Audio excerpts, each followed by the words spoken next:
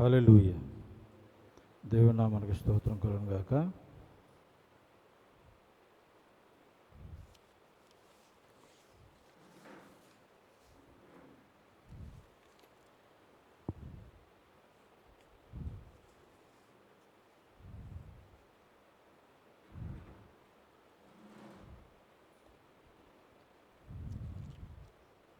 Okay, ప్రార్థన చేసుకుందాం అండి. చిన్న ప్రార్థన చేసుకుని ప్రారంభించుకుందాం.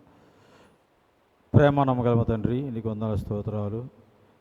మమ్మల్ని మిక్కిలిగా ప్రేమిస్తున్న మా ప్రభువా, నీకు స్తోత్రాలు. గడిచినటువంటి సంవత్సరాలు, నెలలు, వారాలు, పగళ్ళు, రాత్రులు, ప్రతి స్థలంలోనూ, ప్రతి సందర్భంలో, ప్రతి విషయంలో కూడా నువ్వు నడిపిస్తున్న విధానం బట్టి నీకు వందనాలు, స్తోత్రాలు ప్రభువా. మరి ఈ దినాన్ని కూడా మరి ఎస్పీ రావు గారి సంఘంలో, శాంతి సంఘంలో, మరి వైజాగ్ దుబాడులో ఈ విధంగా మార్చి నెలలో మరి ఈ దినాన్న ఈ బుధవారం నాడు మేము కూడుకోవడానికి బైబిల్ స్టడీ కొరకు నువ్వు మమ్మల్ని సమావేశపరిచిన విధానం బట్టి నీకు వందనాలు, స్తోత్రాలు ప్రభువా. ఈ దిన కార్యక్రమం అంతా కూడా నేను పగలంతా సహాయం చేశారు. ఈ సాయంత్రం సమయం కూడా మీరు మాకు సహాయం చేయండి. ఇంతవరకు మా తాలూకా బైబిల్ స్టడీలో ఆది మానవు నుండి నేటి మానవు వరకు బైబిల్ వర్షక్రమం అన్నటువంటి మరి పాత్రలో మరి మేము రాసుకున్నటువంటి తయారు చేసుకున్న 4 పేజీల పాంప్లెట్లో ప్రభువా 2 పేజీలు సహాయం చేశారు. మరి 3వ పేజీలో ఉన్నాం. గత వారం అశ్షూరు రాజుల గురించి ధ్యానం చేసాం. మరి ఈరోజు బబులోను రాజ్యం గురించి ధ్యానం చేస్తున్నాం. మాకు సహాయం చేయండి, దయ చూపించండి. మీ ఆత్మ ద్వారా నాకు బోధించి, మీ ఆత్మ ద్వారా నాయన నన్ను వాడుకోమని, వింటున్న నీ ప్రజలకు కూడా మీ ఆత్మ సహాయం దయచేయమని, నీవు రాయించినటువంటి గ్రంథంలో ఉన్న చరిత్రని, ఉన్న విషయాల్ని ఏ విధంగా అది జరిగించావు, ఎందుకు జరిగించావు, దాని సారాంశాన్ని మేము గ్రహించి మా జీవితాలు మేము అన్వయింపు చేసుకొని వాటి ప్రకారం మేము ప్రవర్తించడానికి, వాటిని ప్రకటించడానికి సహాయం చేయండి, దయ చూపించండి. మేము నేర్చుకుంటూ అనేకులకు నేర్పించడానికి మమ్మల్ని వాడుకోమని, కృప చూపించి సహాయం చేయమని, దయ చూపించమని మా ప్రభువును రక్షకుడు యేసుక్రీస్తు వారి పరిశుద్ధ నామాన్ని బట్టి స్తుతించి ప్రార్థించి బతిమలాడి వినయపూర్వం గడుచున్నాం తండ్రి. Amen, amen. ఓకే, దేవునామన స్తోత్రం కలుగును గాక. ప్రియులారా, పాస్టర్ గారికి, పాస్టర్ గారికి, కుటుంబస్తులకి, సంఘస్థులందరికీ ప్రత్యేక వందనాలు. దేవుడి మళ్ళా సజీవ లెక్కల నుంచి మనకి ఇచ్చిన ఆయుష్, ఆరోగ్యం, అవకాశం, స్తోత్రాలు. ఈరోజు మన బబులోను రాజ్యం గురించి మనం ధ్యానం చేయాలి. మీకు బోర్డు మీద ఆల్రెడీ బబులోను రాజ్యం గురించి మ్యాప్ వేయడం జరిగింది. ఆ మ్యాప్ ప్రకారంగా బబులోను ఎక్కడ ఉందో మీకు కనబడుతుంది. కాబట్టి ఆ బబులోను రాజ్యం గురించి అసలు బైబిల్ ఏం చెప్తుంది, బైబిల్ సంబంధించి ఆ బబులోను రాజ్యం గురించి గత వారంలో మనం అశ్షూరు రాజ్యం చూసాం. అశ్షూరు రాజ్యంలో పరిస్థితులంతా కూడా చూసాం. మరి అశ్షూరు రాజ్యం ఉన్న దేవుడే వాడుకున్నాడు, దేవుడే దాన్ని నిర్మూలన చేసినట్టుగా అర్థమవుతుంది. అశ్షూరు రాజ్యాన్ని జయించి ఇప్పుడు బబులోను రాజ్యం ప్రభుత్వం చేస్తుంది ప్రపంచంలో. మొదట అశ్షూరు రాజ్యం ప్రపంచాన్ని పరిపాలించిన రాజ్యంలో మొట్టమొదటిది అశ్షూరు రాజ్యం. తర్వాత ప్రపంచాన్ని పరిపాలించిన రాజ్యంలో ఈ రెండవది బబులోను రాజ్యం. వీళ్ళు ప్రపంచ చక్రవర్తులు. కాబట్టి ఇంతవరకు యూదులు అబ్రాహాం సంతానం, ఇశ్రాయేల్ సంతానం అనుకున్నవారు. మరి వాళ్ళు ఐక్యరాజ్యాలు ఉండేవారు. తర్వాత విభాగమైన రాజ్యాలుగా వాళ్ళు విడిపోయారు. వాళ్ళు సొమ్రోలో ఉన్నటువంటి ఆ పట్టణాన్ని అశ్షూరు రాజులు చెరకు తీసుకుపోయారు. మరి కింద యోధాలో యెరూషలేములో ఉన్నటువంటి బబులోనీయుల్ని, మరి ఇప్పుడు యెరూషలేములో ఉన్నటువంటి యూదుల్ని బబులోనీయులు తీసుకుపోతున్నారు. అది ఈరోజు మనం ధ్యానం చేస్తున్నాం. అశ్షూరు రాజులు మరి ఇశ్రాయేల్ని చెరకు తీసుకెళ్తే బబులోనీయులు యూదుల్ని చెరకు తీసుకెళ్ళారు. అసలు వీళ్ళు ఎందుకు చెరకు తీసుకెళ్లారు, వీళ్ళకి అధికారం ఇచ్చింది ఎవరు, అసలు ఎప్పుడు తీసుకెళ్లారు, ఎవరి కాలంలో తీసుకెళ్లారు, వీళ్ళ పరిస్థితి ఏంటి, మరి యెరూషలేము ఏమైంది, యోదయ ఏమైంది, ఈ విషయాలన్నీ కూడా ఈరోజు మనం స్టడీ చేయడానికి అవకాశం ఉంది. కాబట్టి మీరు పాంప్లెట్లో 3వ పేజీలో 7వ పాయింట్ మీరు చూసినట్లయితే అక్కడ బబులోను సామ్రాజ్యం గురించి రాయబడి ఉంటుంది. ఆ బబులోను సామ్రాజ్యం యొక్క పరిస్థితులన్నీ కూడా మీకు అందులో ఉన్న క్యారెక్టర్స్ కూడా అందులో ఇవ్వడం జరిగింది. అవన్నీ కూడా మీకు ఇప్పుడు అర్థం అవడానికి అవకాశం ఉంది. కాబట్టి మనం దీని గురించి వెళ్ళే ముందు ఒక వాక్య భాగం ఇర్మియా గ్రంథంలో 25వ అధ్యాయం 8వ వచనం నుండి 12వ వచనం వరకు, 25వ అధ్యాయం 8వ వచనం నుండి 12వ వచనం వరకు కూడా మనం చదువుకుందాం.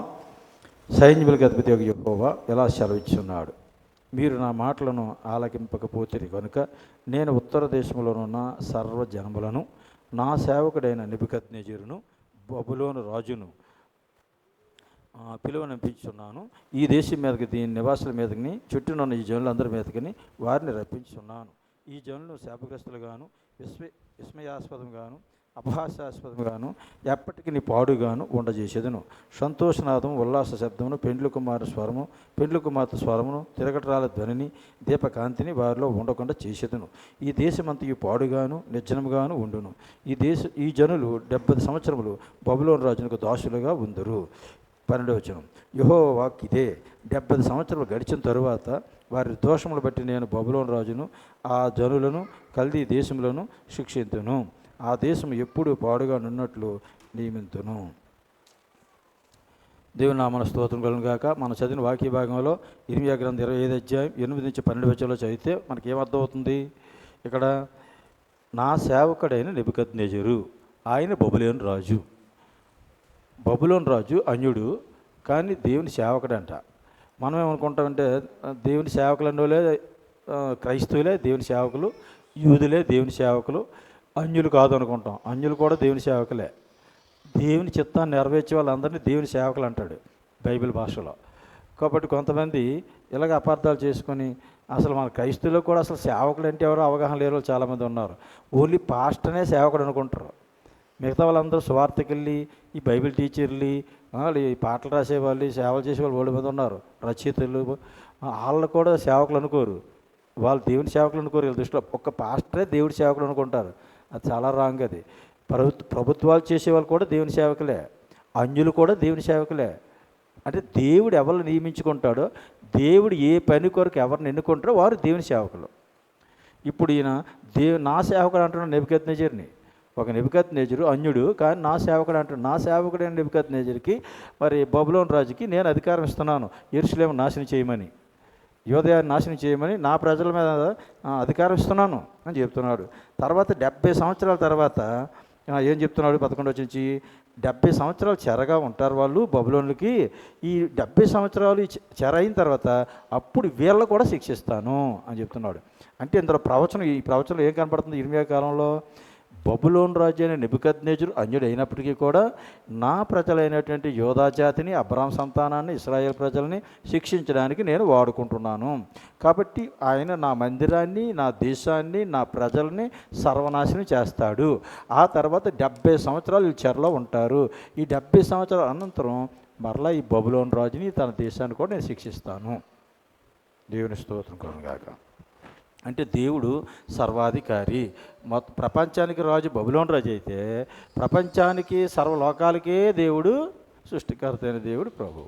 కాబట్టి ఒక ప్రపంచానికి రాజు కన్నా, ప్రపంచ చక్రవర్తి కన్నా, ప్రపంచాన్నే సృష్టించినటువంటి, ప్రపంచాన్నే పరిపాలిస్తున్నటువంటి, ప్రపంచం మీదే ఆధిపత్యం కలిగినటువంటి దేవుడు గొప్పవాడు. కాబట్టి ఎంత ప్రపంచ చక్రవర్తులైనా, దేశ చక్రవర్తులైనా, రాష్ట్ర చక్రవర్తులైనా వారందరూ ప్రపంచాన్ని పరిపాలిస్తున్నటువంటి ప్రభుత్వం అంటే సర్వాధికారి అయిన, ప్రపంచాన్నే సృష్టించినటువంటి సర్వాధికారి దేవుడికి లోబడాలి, తప్పదు. ఏ దేశమైనా, ఏ ప్రభుత్వమైనా, ఏ కాలంలోనైనా అందరూ దేవునికి లోబడవలసిందే. దేవుని చిత్తానుసారంగా తను జరిగిస్తున్నాడని మనం అర్థం చేసుకోవాలి. కాబట్టి బబులోను రాజుకి అధికారం ఇచ్చింది నేనే, బబులోను రాజుని తర్వాత శిక్షించవలసింది కూడా నేనే. ఆ తర్వాత బబులోను దేశానికి కూడా నేను పనిష్మెంట్ ఇస్తాను 70 సంవత్సరాల తర్వాత అని చెప్తున్నాడు. ఇది ఎప్పుడుంటే జరగక ముందే చెప్తున్నాడు. ఇంక వీళ్ళు బబులోను చెరకు వెళ్ళలేదు. బబులోను చెరకు వెళ్ళకముందే ఇంకా తర్వాత బబులోనికి ఇంకా 70 సంవత్సరాలకు పూర్తి అవ్వలేదు, కానీ వీళ్ళ భవిష్యత్తు అంతా చెప్తున్నాడు దేవుడు. వీళ్ళకి 70 సంవత్సరాలు వీళ్ళ లైఫ్, వీళ్ళు 70 సంవత్సరాలు విన్యాసాలు వేసినాయి. ఈ 70 సంవత్సరాల తర్వాత వీళ్ళకి పనిష్మెంట్ ఉందని చెప్పేసాడు ముందే. ఇది మైండ్లో పెట్టుకొని మన బబులోను చరిత్రను ధ్యానం చేస్తాం. అంటే ఇప్పుడు బబులోను చరిత్ర మనం ధ్యానం చేసేటప్పుడు నేను ఆదికాండం మొదటికి వెళ్తున్నాను. నేను అసలు ఈ బబులోనులు ఎక్కడ పుట్టారు, అసలు ఎక్కడి నుంచి ఉన్నారు, ఇది ఎవరి సంతానం, ఎందుకు వీళ్ళు, ఎప్పటి నుంచి వీళ్ళు ముందుకు మూవ్ అవుతున్నారు అన్న విషయాలు మనకి అర్థం అవ్వాలి. కాబట్టి ఆదికాండ 10వ అధ్యాయంలో మనకి వీళ్ళు కనబడతారు. ఆదికాండ 10వ అధ్యాయంలో మనకి 8వ వచనం నుంచి 12వ వచనం వరకు రాసుకోండి. ఆదికాండ 10వ అధ్యాయం 8 నుంచి 12. ఇప్పుడు బైబిల్ ఇప్పుడు అన్నీ చదవనే కావద్దు, ఏదైనా అక్కడక్కడ చదవమన్నప్పుడు చదువుదురు ముఖ్యమైన విషయాలు. రెఫరెన్స్ రాసుకోండి. ఆదికాండ 10వ అధ్యాయం 8వ వచనం నుంచి 12వ వచనం వరకు మనం చదివేటప్పుడు ఈ బబులోను గురించి మొట్టమొదటి అక్కడే కనపడుతుంది.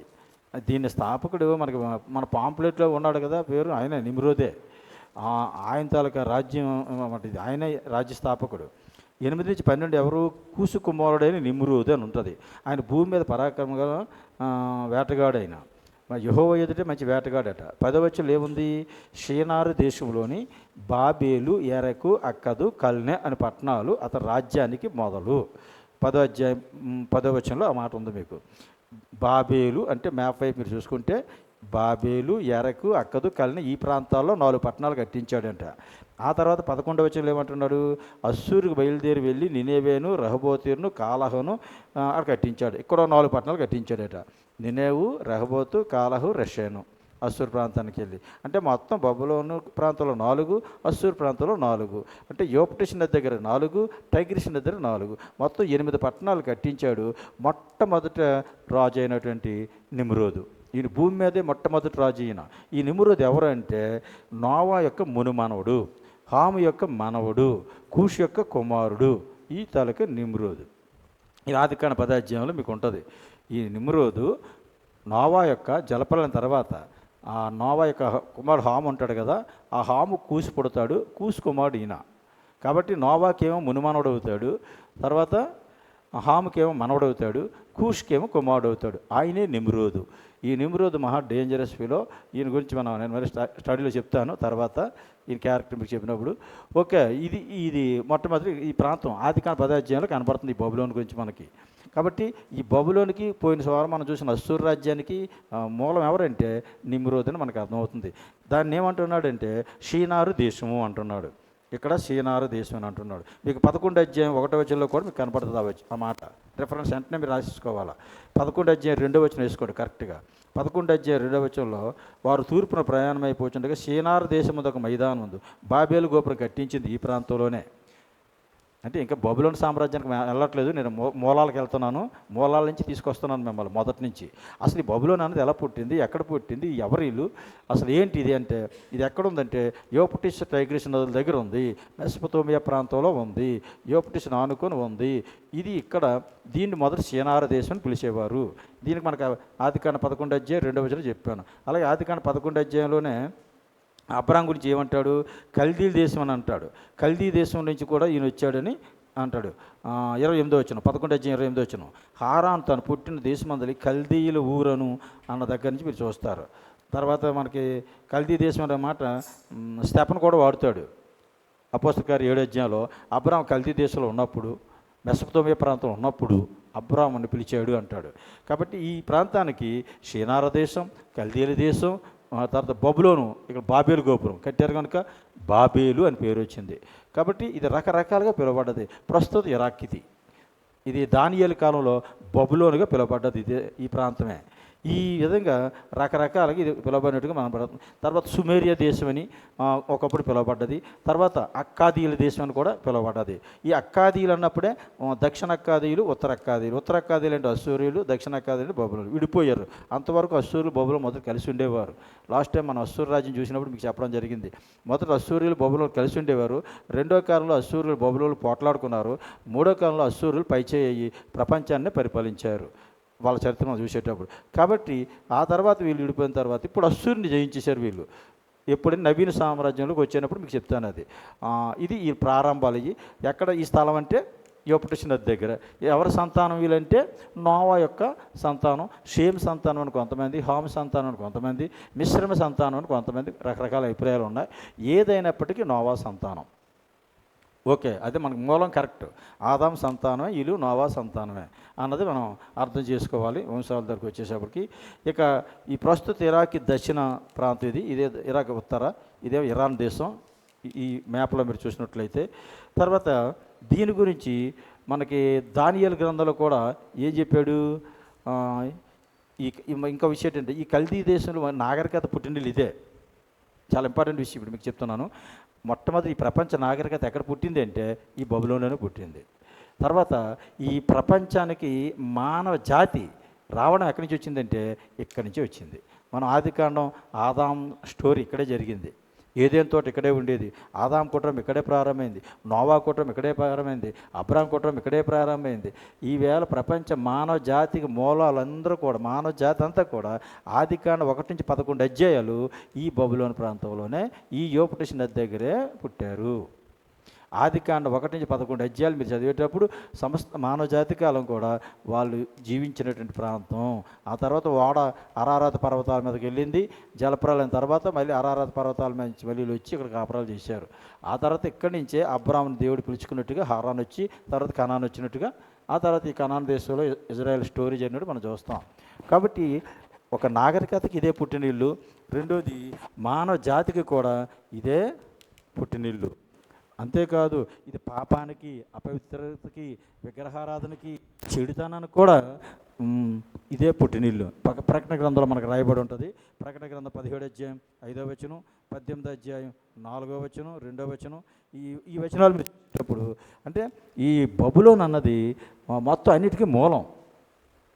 అందుకే దీన్ని వేశ్యతో పోల్చాడు ప్రకటన గ్రంథంలో. బబులోను అని మహావేశ్య కూలిపోయిను, బబులోను మహాపట్నం కూలిపోయిను అంటాడు ప్రకటన గ్రంథంలో. కాబట్టి ఈవేళ లోక పాపాలకు అన్నిటికీ పుట్టినిల్లు, విగ్రహారాధనకు పుట్టినిల్లు ఏదంటే బబులోన్. మానవ జాతికి పుట్టినిల్లు ఏదంటే బబులోన్. నాగరికతకి పుట్టినిల్లు ఏదంటే బబులోన్. మొత్తం బాబేలు గోపురం ఎక్కడంటే బబులోన్. అబ్రాహాము ఏ ఊరు మొదటంటే బబులోన్. ఇక్కడి నుంచే పిలుచుకున్నాడు దేవుడు అబ్రాహాముని. ఓకే, ఇది వీళ్ళ తాలూకా ప్రారంభాలు. ఇంకా వీళ్ళ గురించి మనం చూసేటప్పుడు ఇక మ్యాప్ చూస్తాం అంతే. ఇక నెక్స్ట్ ఇంకా నేను క్యారెక్టర్లకు వెళ్తాను. ఇప్పుడు నేను మీకు పాంప్లెట్లో ఉన్నటువంటి క్యారెక్టర్స్ చూడండి. ఈ క్యారెక్టర్స్ చూసేటప్పుడు అక్కడ మనకి కొన్ని పేర్లు కనబడుతున్నాయి మీకు. అందులో మీకు కనబడినటువంటి పేర్లు నిమ్రోదు అనే ఒక పేరు ఉంది కదా, ఫస్ట్ పేరు ఆయన గురించి చూద్దాం. ఒక్కొక్క క్యారెక్టర్ మనం చూద్దాం. ఇది చూసే ముందు ఒక పని చేయండి, మీరు రెఫరెన్స్లు రాసేసుకోండి ముందు, లేకపోతే నేను మళ్ళీ మర్చిపోతాను.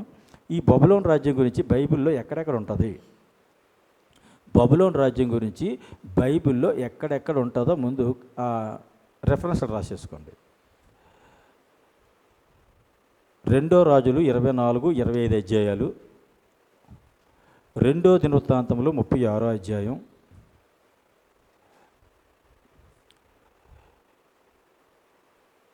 2 దినవృత్తాంతములు 36 అధ్యాయం, ఇర్మియా గ్రంథం 20 అధ్యాయం నుంచి 52 అధ్యాయం,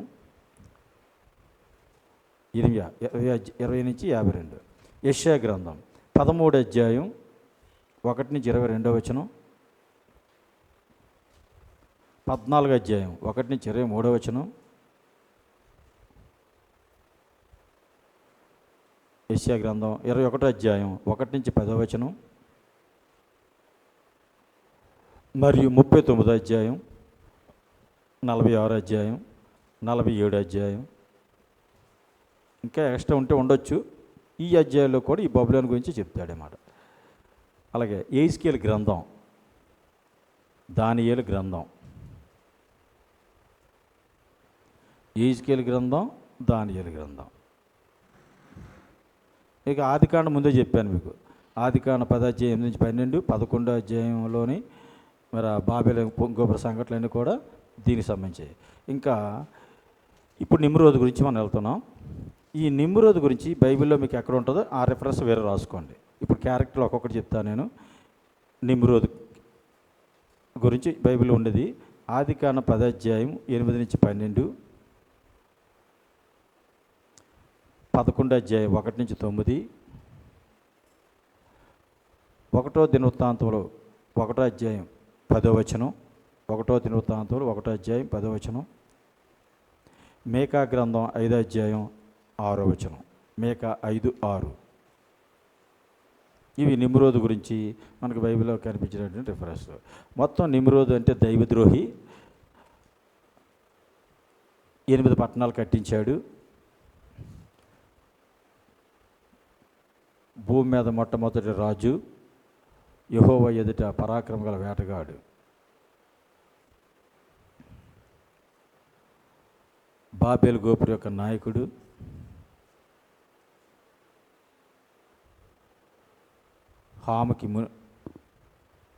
నోవాకి మునిమానవుడు, హాముకి మనవడు, కూసికి కుమారుడు.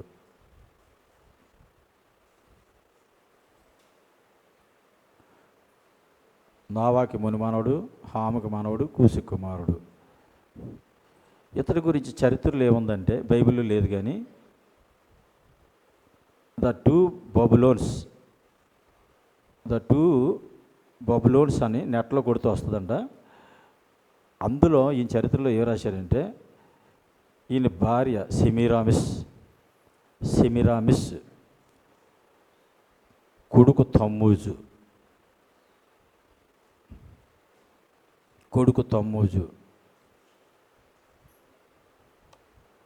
ఈ నిమ్రోదు, ఈ సెమిరామిస్, ఈ తమ్మూజు మొట్టమొదట దేవతలు వీళ్ళు. వీళ్ళే బైబిల్లో ఆరాధించిన అస్తారోత్ దేవతలు, మార్డోక్ దేవతలు, బయలు దేవతలు. అన్యజనులు అంటే బాబేలు గోపురం కట్టేటప్పుడు చెదిరిపోయేటప్పుడు వీళ్ళ బొమ్మలు ఒట్టుకుని వెళ్ళిపోయారు వాళ్ళు, వీళ్ళ విగ్రహాలు. ఈ పక్క అపవిత్రత విగ్రహారాధన వీళ్ళ దగ్గర వీళ్ళ కుటుంబంలోనే స్టార్ట్ అయింది, నిమ్రోదు కుటుంబంలోనే.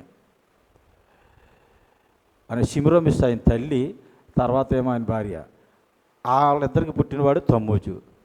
వాడే దూడబొమ్మ, ఐగుప్తుల దూడబొమ్మ ఆ విగ్రహం తమ్మూజుది.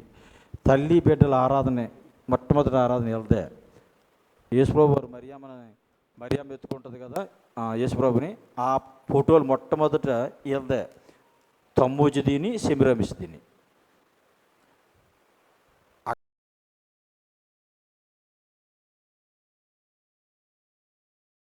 కారణం ఈ నిమ్రోదు తాలూకా కుటుంబం. ఓకే, ఇంకా అంతకన్నా మనకి ఎక్కువ అక్కర్లేదు వాళ్ళ గురించి. ఇక రెండోది అమరాపేలు. మీరు పాంప్లెట్లో చూస్తే అమరాపేలు ఉంది. అమరాపేలు ఎవరంటే ఆదికాండం 14వ అధ్యాయం. ఈ బబులోను రాజుల్లో కొంతమంది బైబిల్లో ఉన్న వాళ్ళు రిఫరెన్స్ చెప్తాను, బైబిల్లో లేని వాళ్ళకి చరిత్రలో ఉన్నారా అర్థం. ఆదికాండం 14వ అధ్యాయంలో 1వ వచనం నుంచి మనం చూసేటప్పుడు 1వ వచనంలో ఆయన పేరు ఉంటుంది. సీనారు రాజు అయిన అమరాపేలు ఆయనే. ఈ అమరాపేలుకి ఇంకో పేరు ఉంది, హమ్మూరాబి. ఈ హమ్మూరాబి ధర్మశాస్త్రం ఒకటి ఉండేది ఆ రోజుల్లో. ఈయన ఒక చట్టాన్ని తయారు చేశాడు. ఈ రాజు, ఈయన బబులోను రాజు, ఈయన ఒక చట్టాన్ని తయారు చేశాడు, హమ్మూరాబి చట్టం. ఈ హమ్మూరాబి గురించి మనకి బైబిల్లో లేదు, కానీ చరిత్రలో పురావస్తు తవ్వకాలు దొరికిన ఆధారాల మీద వ్యాఖ్యానకర్తలు రాశారు. దాని మీద ఈ హమ్మూరాబి చట్టం మోసే ధర్మశాస్త్రానికి దగ్గరగా ఉంటుందంట. మోసే ఎలాగైతే ధర్మశాస్త్రం ఇచ్చాడు ఇశ్రాయేలుకి, హమ్మూరాబి కూడా ఈ కల్దీలకి ఒక చట్టాన్ని ఇచ్చాడు, ఒక ధర్మశాస్త్రాన్ని ఇచ్చాడు. బబులోను రాజ్యాన్ని 10 రాజకుటుంబాలు పరిపాలించే, అందులో మొదటి రాజ్య కుటుంబానికి చెందినవాడే ఈ అమరాపేలు. నిమ్రోదు భూమి మీదే మొదటి రాజు. అమరాపేలు బబులోను రాజ్యాన్ని పరిపాలించిన 10 రాజు కుటుంబాలకి మొదటి కుటుంబానికి చెందినవాడు అమరాపేలు.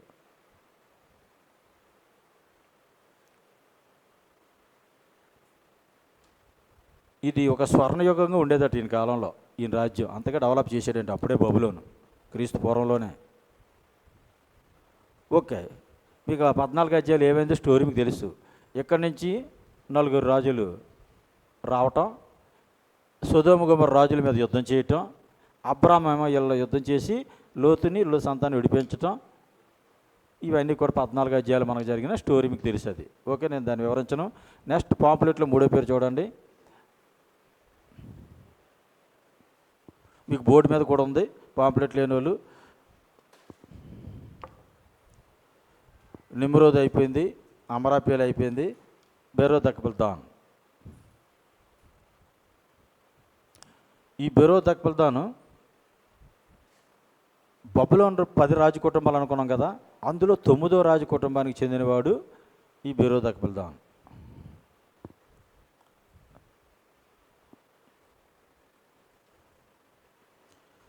ఈయన క్రీస్తు పూర్వం 721 నుంచి 709 మొదలుగా పరిపాలించాడు. ఆ తర్వాత 702లో కూడా మరలా పరిపాలించాడు రెండోసారి. ఫస్ట్ సారి 721 నుంచి 709, రెండోసారి 702. అలా 2 సార్లు ఈయన పదవిలోకి వచ్చినట్టుగా మనకు అర్థమవుతుంది. అస్సూరు రాజులు సర్గోను సెనహెరీబుతో పోట్లాడాడు ఈయన. అస్సూరు రాజులు సర్గోను సెనహెరీబుతో పోట్లాడాడు. ఈయనకి రెఫరెన్స్ యెషయా గ్రంథం 39వ అధ్యాయం కంప్లీట్గా ఉంటుంది. 2వ రాజులు 20వ అధ్యాయం 12వ వచనం. యెషయా గ్రంథం 39వ అధ్యాయం, 2వ రాజులు 20వ అధ్యాయం 12వ వచనం. ఈ బెరోదక్బల్దాన్ ఉంచి ఉంటుంది. మెరోదక్బల్దాన్ అని ఉంటుంది యెషయా గ్రంథంలో. రాజుల గ్రంథంలో బెరోదక్బల్దాన్ ఉంటుంది, యెషయా గ్రంథంలో మెరోదక్బల్దాన్ ఉంటుంది. బెరోదక్బల్దాన్ అన్నా మెరోదక్బల్దాన్ అన్నా ఆయనే. ఓకే, ఈయన 9వ రాజు అన్నాను కదా. ఈయనకి బైబిల్కి సంబంధం ఏంటంటే, ఇక్కడ మీరు చూసారా, మనకి హిజ్కియా ఉన్నాడు కదా బైబిల్ రాజు. ఎక్కడున్నాడు ఈయన?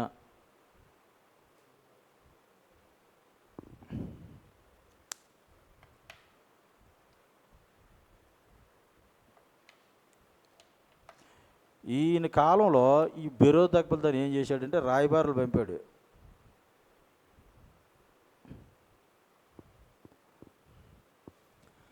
హిజ్కియా దగ్గరికి రాయబారులు పంపి, మరి అశ్షూరీయులు మనకి వెళ్దాం నా చేతులు కలిపి కానుకలు పంపి, హిజ్కియాకి స్వస్థత వచ్చిన తర్వాత పలకరించడానికి మనుషులు పంపి కానుకలు పంపాడు.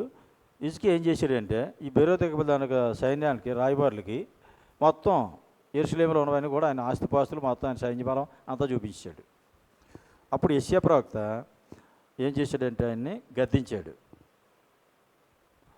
ఏమయ్యా నువ్వు ఈ పని చేసావు తింగర పని, కాబట్టి రాబోతున్న రోజుల్లోని నీ తాలూకా సంతానాన్ని వాళ్ళు తీసుకుపోతారు, వాళ్ళు నపుంసకులుగా చేసుకుంటారు అని చెప్పేశాడు. ఒక విధంగా ఇదొక ప్రవచనం అన్నమాట.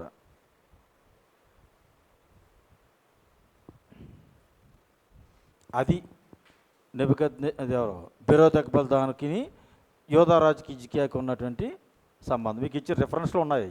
యెషయా 39వ అధ్యాయమును 2వ రాజు 20వ అధ్యాయం 12వ అధ్యాయం అయితే నేను చెప్పినవన్నీ అక్కడ ఉంటాయి, అక్కడ 20వ అధ్యాయంలో. ఓకే, బెరోదక్బల్దాన్ అయ్యింది. అంటే ఓన్లీ బైబిల్కి సంబంధించి ఏమన్నారా వీళ్ళకి మనకి ఉంది అన్నదే మెయిన్ అని చూడాలి. మిగతా హిస్టరీలు ఏదో కొన్ని చూస్తాం. ఇప్పుడు బెరోదక్బల్దాను సర్గోన్తో, అశ్షూరు రాజు సర్గోన్తో సెనహెరీబుతో కూడా పోట్లాడాడు. ముందు కొంతకాలం పరిపాలించాడు, 12 సంవత్సరాలు ఎంతో. ఆ తర్వాత మళ్ళీ ఓడిపోయి పారిపోయాడు. తర్వాత మళ్ళీ 6 నెలలు ఎంతో పరిపాలించాడు. ఓకే, అయితే హిజ్కియా రాజు దగ్గరికి దూతలు పంపించాడు కనుక హిజ్కియా రాజుకి ఈయనకు సంబంధం గురించి మనం చూడాలి. యెషయా గ్రంథం 39, 2వ రాజు 20వ అధ్యాయం కూడా. ఓకే, నెక్స్ట్ రాజు నెబోపొలెస్సర్. ఈ నెబోపొలెస్సర్ నుంచి ఇక్కడ ఈ కుటుంబం అంతా కూడా 10వ రాజు కుటుంబానికి చెందిన వాళ్ళు. ఈ 4వ పేరు నుంచి ఈ 10వ పేరు వరకు కూడా నవీన బబులోను సామ్రాజ్యం వెళ్తుంది. ఇక్కడి నుంచి నవీన బబులోను సామ్రాజ్యం స్థాపించడం జరిగింది. ఈ నవీన బబులోను సామ్రాజ్యం క్రీస్తుకు పూర్వం 626 నుండి 539. ఈ నవీన బబులోను సామ్రాజ్యం క్రీస్తుకు పూర్వం 626 నుండి 539. 605 నుంచి కూడా 539 వరకు ఇంకో డేట్ కూడా వస్తుంది. 626 నుంచి ఏమో ఈ నెబోపొలెస్సర్ నుంచి లెక్క, 605 అంటే నెబుకద్నెజర్ నుంచి లెక్క. అంటే యోదయ మీదకి దాడి చేసిన కాలం ఏదంటే 605 నుంచి 539 తీసుకోవాలి. లేదు మొత్తం వాళ్ళ నవీన బబులోను కాలం అంటే 626 నుంచి 539, ఏదైనా రైటే. ఇప్పుడు ఈ నెబోపొలెస్సరు ఈ 10వ రాజు కుటుంబానికి పితరుడు అనమాట. ఇంతకీ ఈయన ఎవరంటే ఈ నెబుకద్నెజర్ యొక్క తండ్రి. మెయిన్ ఈ బబులోన్ రాజ్యంలో మెయిన్ హీరో, బైబిల్కి సంబంధించిన హీరో మొదటివాడు నిమ్రోద్ అయితే ఈ రెండోవాడు ఈ నెబుకద్నెజర్. అంటే ఈ హీరోలు అనకూడదు, విలన్ అనాలి. బైబిల్లో మొదటి విలన్ ఎవడంటే నిమ్రోదు, హీరో దేవుడు అక్కడే. మొదటి విలన్ ఈడైతే రెండో విలన్ నెబుకద్నెజర్. మిగతా వాళ్ళందరూ చిన్న చిన్న విలన్లు వీళ్ళు. అంటే ఇప్పుడు నెబోపొలెస్సర్ అన్నవాడు ఎవరంటే నెబుకద్నెజర్ యొక్క తండ్రి. అశ్షూరు రాజ్యాన్ని జయించాడు. ఈ నినెవేని 612లో జయించాడు. అనాగరికులైన సిద్కియాల సహాయంతోనూ వాళ్ళతో ఈ నినెవేని జయించాడు 612లో. అశ్షూరు రాజ్యాన్ని జయించాడు ఈ నెబోపొలెస్సర్. ఈ నెబోపొలెస్సర్ రాజుగా ఉన్నప్పుడు ఈ నెబుకద్నెజరు సైన్యాధిపతిగా ఉన్నాడు తన కొడుకు.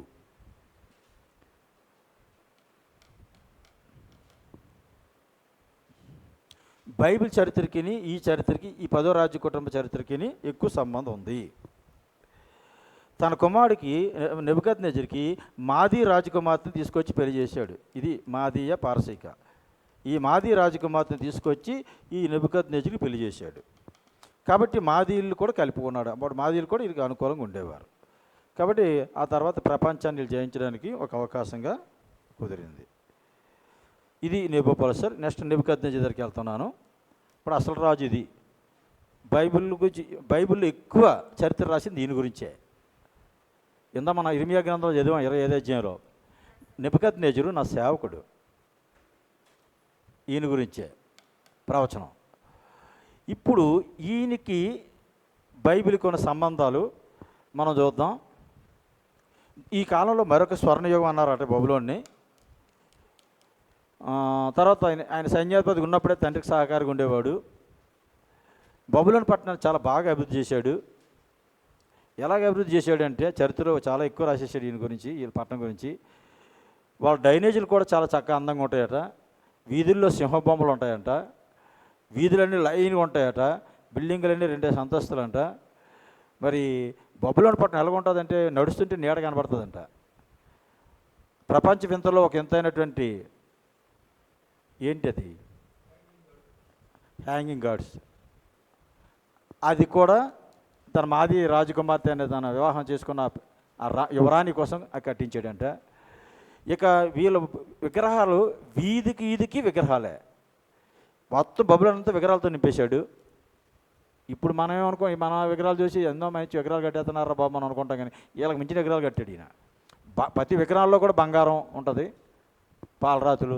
ఇక ఎలాగుంటుందంటే బబులోని చూడడానికి 2 కళ్ళు సరిపోవురా అన్నట్టుగా కట్టించాడండి బబులోన్ని. ఓకే, అంతగా అభివృద్ధి చేశాడు. అందుకే ఈయన ఒకసారి చూసారా దానియేలు గ్రంథంలో, ఆయన మనం చూస్తాం 4వ అధ్యాయంలో, ఆయన పడక మీద పడుకొని ఈ బబులోని పట్టణం కట్టించింది కాదా, ఈ నా బలం కాదా, ఇదంతా నా పేరు ప్రఖ్యాతులు కావా అని అలాగ ఆలోచిస్తున్నాడట. నా నా నా ఎప్పుడైతే అన్నాడో దేవుడు కోపం వచ్చింది. అసలు నువ్వెవడవరా, నిన్ను పుట్టించినోడు నేను, నీకు అధికారం ఇచ్చింది నేను, వాళ్ళ యెరూషలేము మీద అధికారం ఇచ్చింది నేను, నీ పట్టణానికి ఈ అవకాశాలు కల్పించింది నేను, మొత్తం నువ్వు నీ రాజ్యం అంతా నా వల్లే వచ్చారు, నన్ను పక్కన పెట్టేసి నేను నేను నేను అన్నావు కనుక నువ్వు పశువు అయిపోతావు, నీకు ఇంక పశువు మనసు ఇస్తున్నాను, నువ్వు ఇంకా మనుషుల్లోంచి తరం పడతావు, గడ్డి మేస్తావు, నీకు మళ్ళీ బుద్ధి వచ్చే వరకు కూడా నువ్వు అరణ్యంలోనే ఉంటావు అని చెప్పాడు. వెళ్దాం, దేని చేస్తే దానికి వెళ్దాం, లేకపోతే లేదు, టైం పెట్టి. ఓకే, అంతగా అభివృద్ధి చేశాడు ఈ పట్టణాన్ని. అయితే ఇప్పుడు ఈయనకి బైబిల్కి ఉన్న సంబంధాలు ఏంటో మనం చూడాలి. ఇప్పుడు ఈయన రాజు అయిన తర్వాత ఫస్ట్ దాడి ఈ నెబుకద్నెజరు యెహోయాకీం, ఈయన 18వ రాజు, ఈయన మీద దాడి చేశాడు ఈయన కాలంలో. దీన్ని ఫస్ట్ దాడి అంటారు. ఇది 605, క్రీస్తుకు పూర్వం 605.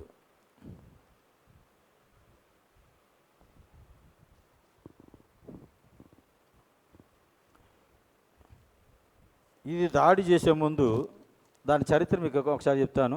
2వ దినవృత్తాంతములు 35వ అధ్యాయం 20వ వచనం. 2వ దినవృత్తాంతములు 35వ అధ్యాయం 20వ వచనం. ఇదంతా అయిన తర్వాత యోషియా మందిరమును సిద్ధపరిచినప్పుడు ఐగుప్తు రాజు అయిన నెకో యూఫ్రటీసు నది యొద్దనున్న కర్కెమేసు మీదకి దండెత్తి వెళ్ళుచుండగా యోషియా అతని మీదకి బయలుదేరును. కర్కెమేసు అంటే చూడండి ఇక్కడ ఉంటుంది, ఇది కర్కెమేసు. ఈ యెరూషలేములో ఉన్న యూదయ రాజు అయిన 16వ వాడైన ఈ 16వ వాడు చూడండి యోషియా ఇక్కడ ఉంటాడు.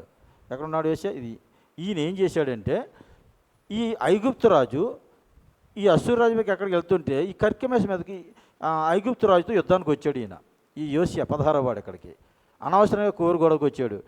ఆయన చేతిలో ఇప్పుడు ఈ 16వ వాడు చాలా మంచి రాజు ఈయన యోషియా.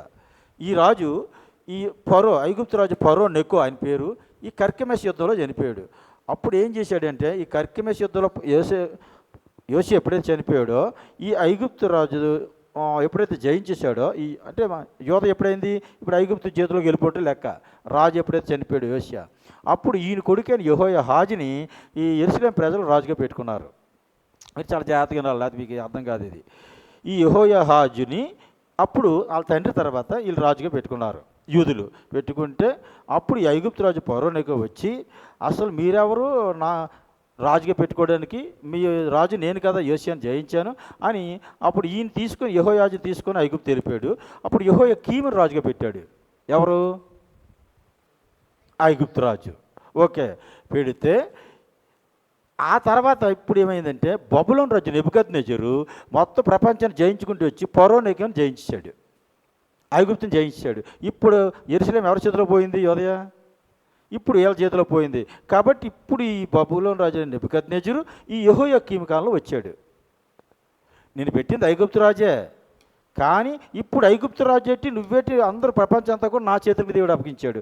కాబట్టి ఇప్పుడు నువ్వు నాకు దాసుడివి, కాబట్టి కప్పం కొట్టి అన్నాడు. సరే కట్టడానికి ఒప్పుకున్నాడు. తర్వాత తిరుగుబాటు చేశాడు. తిరుగుబాటు చేస్తే ఇర్మియా చెప్పాడు. ఇర్మియా గ్రంథంలో మీకు ఎక్కి ఈయన గురించి ఉంటుంది. ఇర్మియా పుస్తకం బైబిల్ రాస్తే ఆ బైబిల్ మొట్టమొదటి చింపించినాడు ఈడే, ఈ యెహోయాకీమే. మొట్టమొదటి చరిత్రలో బైబిల్ చింపినాడు ఎవడంటే, దేవుడి మాటలు కాల్చేసినాడు ఎవడంటే కుంపట్లో ఈ యెహోయాకీమే. ఎంత చెప్పినా ఇర్మియా చెప్పిన వినడు. ఇర్మియాను కొట్టేస్తాడు, ఇర్మియాను చెరసాలు వేస్తాడు. ఆ ఇర్మియాతో పాటు ఇంకో ప్రవక్త పరిచయం చూడండి ఇక్కడ ఊరియా, ఈయన కూడా చంపించాడు. ఈయనే ఇర్మియా కాలం ఇంకో ప్రవక్త ఉన్నాడు అక్కడ ఊరియా, ఆ ఊరియాను కూడా చంపించేశాడు. ప్రవక్తలు చంపించేస్తాడు, ఘోరంగా తయారవుతాడు అన్నమాట ఈ కుర్రాడు. అప్పుడు చివరికి ఈయన వచ్చాడు, నెబుకద్నెజరు తీసుకుపోయాడు, చంపి పారేశాడు. ఆ పైన రిబ్బల అన్నాడు పట్టణంలో ఉన్నప్పుడు ఆయన తీసుకొని వెళ్ళారు. వెళ్ళిన తర్వాత కొంతమందిని చెరకు తీసిపోయి రాజుని రాజు కుటుంబాన్ని కూడా తీసిపోయారు. ఈ 605లో చెరకు తీసుకెళ్ళిపోయాడు ఈ నెబుకద్నెజరు. ఈ బబులోను రాజ్యంలో చెరలో కొంతమంది ఉంచుకున్నాడు, రాజుని చంపేశాడు. ఈ చెరలో కొంతమంది ఉంచుకున్నాడు. ఈ అలా ఆ వచ్చినటువంటి బ్యాచే దానియేలు, సద్రకు, మేషకు, అబేద్నెగో. క్రీస్తు పూర్వం 605లో. మీకు కావాలంటే దానియేలు గ్రంథం 1వ అధ్యాయంలో మీకు అది మొదటి వచనాల్లోనే కనపడుతుంది. అది యెహోయాకీము కాలంలో దానియేలు వచ్చాడని. అప్పుడు కొన్ని ఉపకరణాలు కూడా యెరూషలేము మందిరంలో కొన్ని ఉపకరణాలు కూడా తీసుకొని వచ్చి వాళ్ళ దేవతాలయంలో గుడిలో పెట్టినట్టుగా మనకు కనపడుతుంది. అంటే కొంతమంది మనుషుల్ని, రాజు కుటుంబాన్ని, కొన్ని ఉపకరణాలు కూడా రాజు తీసుకొచ్చాడు. దీన్ని మొట్టమొదటి దాడి యూదుల మీద బబులోనీయులు చేసిన మొట్టమొదటి దాడి ఎప్పుడంటే క్రీస్తు పూర్వం 605. ఇది మొదటి. అప్పుడు రాజు ఎవరంటే యెహోయాకీము. ఓకే, అది మీకు అర్థమైంది అనుకుంటున్నాను. ఇప్పుడు రెండోసారి ఆయన తీసుకొచ్చిన తర్వాత యెహోయాకీము తీసుకొచ్చి ఇతను పెట్టాడు రాజుగా, యెహోయాకీను పెట్టాడు. ఇప్పుడు యెహోయాకీము యోసియా యొక్క కుమారుడు. ఇప్పుడు యెహోయాకీను ఈ యెహోయాకీము యొక్క కుమారుడు. ఈయన యెహోయాహాజు యోసియా కుమారుడే, యెహోయాకీము యోసియా కుమారుడే, యెహోయాకీను మాత్రం యెహోయాకీము కుమారుడు. అంటే యోసియాకి మనవడు ఈయన. ఈ నలుగురు యోసియాకు సంబంధించిన వాళ్ళే, కానీ ఈయన ముగ్గురు కొడుకులు, ఈయన మనవడు. ఇప్పుడు ఈ యెహోయాకీము తాలూకా కుమారుడైనటువంటి యెహోయాకీను పెట్టి నెబుకద్నెజరు ఎప్పుడైతే వచ్చేసాడో ఈ కీను కూడా తిరబాటు చేశాడు. ఇర్మియా చెప్పాడు, మీరు లోబడిపోండ్రా 70 సంవత్సరాల చెర మీకు ఉంది, మీరు యూదులైనంత మాత్రాన్ని గర్వించొద్దు, మీరు అబ్రాహాము సంతానం మాత్రాన్ని ఇప్పుడు దేవుడు అసలు మనసు మార్చేసుకున్నాడు. ఒకప్పుడు అబ్రాహాము సంతానం యూదులంటే గౌరవుండి, ఇప్పుడు యూదులంటే దేవుడు కోపంగా ఉన్నాడు. కాబట్టి నెబుకద్నెజరుని తన సేవకుని పిలిపించాడు. కాబట్టి బబులోను రాజుకి అవకాశం ఇచ్చాడు, మీరు 70 సంవత్సరాలు లోబడిపోండి, అక్కడ లోబడిపోతే మీరు ప్రశాంతంగా ఉంటారు ఈ ప్రాంతాల్లో. అంటే ఈడెవడరా, ఈడు మన దేశద్రోహి, మనల్ని లోబడమంటాడు ఇటు అన్యరాజుకి, శత్రువులు చేతులు కలిపేశాడు. వీడు ఏమాత్రం లంచం తీసుకుని ఉంటాడు, అందుకే అలా ప్రవచిస్తున్నాడని. కొట్టంటారంటే కొట్టండి. ఇక ఈయన కొట్టడం, గుంటలు వేయడం, భోజనాలు చంపడానికి ప్రయత్నాలు చేసేవారు ఇర్మియాని. ఆయన ఎంత కొట్టినా వాళ్ళ దగ్గరే ఉండేవాడు చివరి వరకు కూడా. వినకపోయినా మీ ఇష్టారా బాబు, నీకు నేను చేయలేను, మీరు మాత్రం చెరకపోతారని చెప్పాడు. అలాగే చెరకపోయారు వీళ్ళందరూ కూడా. ఇది ఇప్పుడు రెండోసారి ఏమైంది, ఎవరి దగ్గరికి వచ్చాడు, ఇది 597. ఇది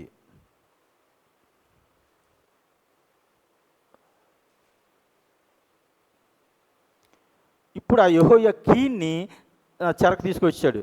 ఈసారి బబులోనులో పెట్టాడు కీముని చంపేశాడు, కానీ కీని ఇక్కడ పెట్టాడు. ఆ తర్వాత సిద్కియా అని అపాయింట్ చేశాడు అక్కడ. వీళ్ళకందరికీ 2 పేర్లు ఉంటాయి.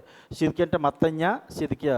యెహోయాకీన్ని కొన్య అని పేరు ఉంటుంది దీనికి, యొకన్య, కొన్య, యెహోయాకీను అని 3 పేర్లు ఉంటాయి దీనికి. ఈయన యెహోయాహాజుకి షల్లూమ్ అని పేరు ఉంటుంది. ఈ యెహోయాకీముకి ఎల్యాకీమ్ అని పేరు ఉంటుంది. డబల్ పేర్లు అవి ఉంటాయి బైబిల్లో, మీరు కన్ఫ్యూజ్ అవ్వద్దు. ఈ తర్వాత మూడోసారి మళ్ళీ దాడి చేశాడు సిద్కియా కాలం. ఇది లాస్ట్ దాడి, మూడో దాడి. ఇది ఎప్పుడంటే 586.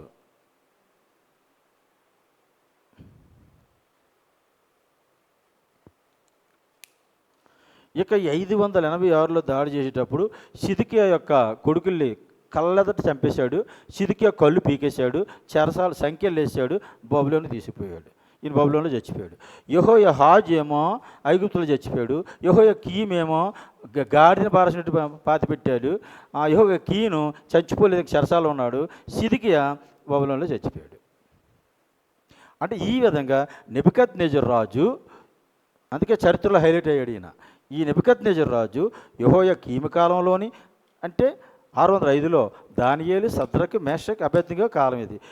597 అంటే ఎజ్కేలు ఎస్తేరులో ఉంటాడే మొర్దెకై. ఆ మొర్దెకై ఈ కాలంలో చెరసాలకు వెళ్ళారు, ఈ రెండో పీరియడ్లో.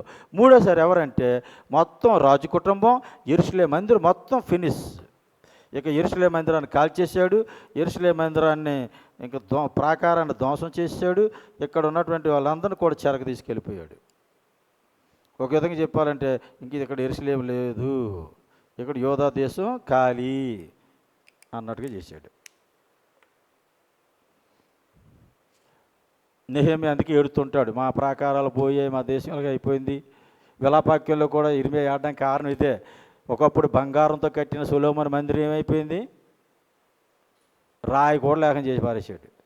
బంగారం వెండి మొత్తం పట్టుపెడిన, మొత్తం మనుషులు పోయారు, భూములు పోయి అన్నీ పోయాయి. 70 సంవత్సరాలు వాళ్ళు శ్మశానాలుగా అయ్యారు. అంటే 605, 597, 586 ఈ 20 సంవత్సరాలు ఇంచుమించులో ఆ దాడులు జరిగాయి. అయితే ఇప్పుడు ఈ కాలంలో ఇక్కడ యెహెజ్కేలు ప్రవక్త పైన ఉన్నాడు. యెహెజ్కేలు ప్రవక్త 1వ అధ్యాయం చూడండి. యెహెజ్కేలు 1వ అధ్యాయం ఒకసారి చూడండి. యెహెజ్కేలు ఎక్కడ ఉన్నాడో మీకు తెలుస్తుంది. 1వ అధ్యాయం 1-2 వచనాలు.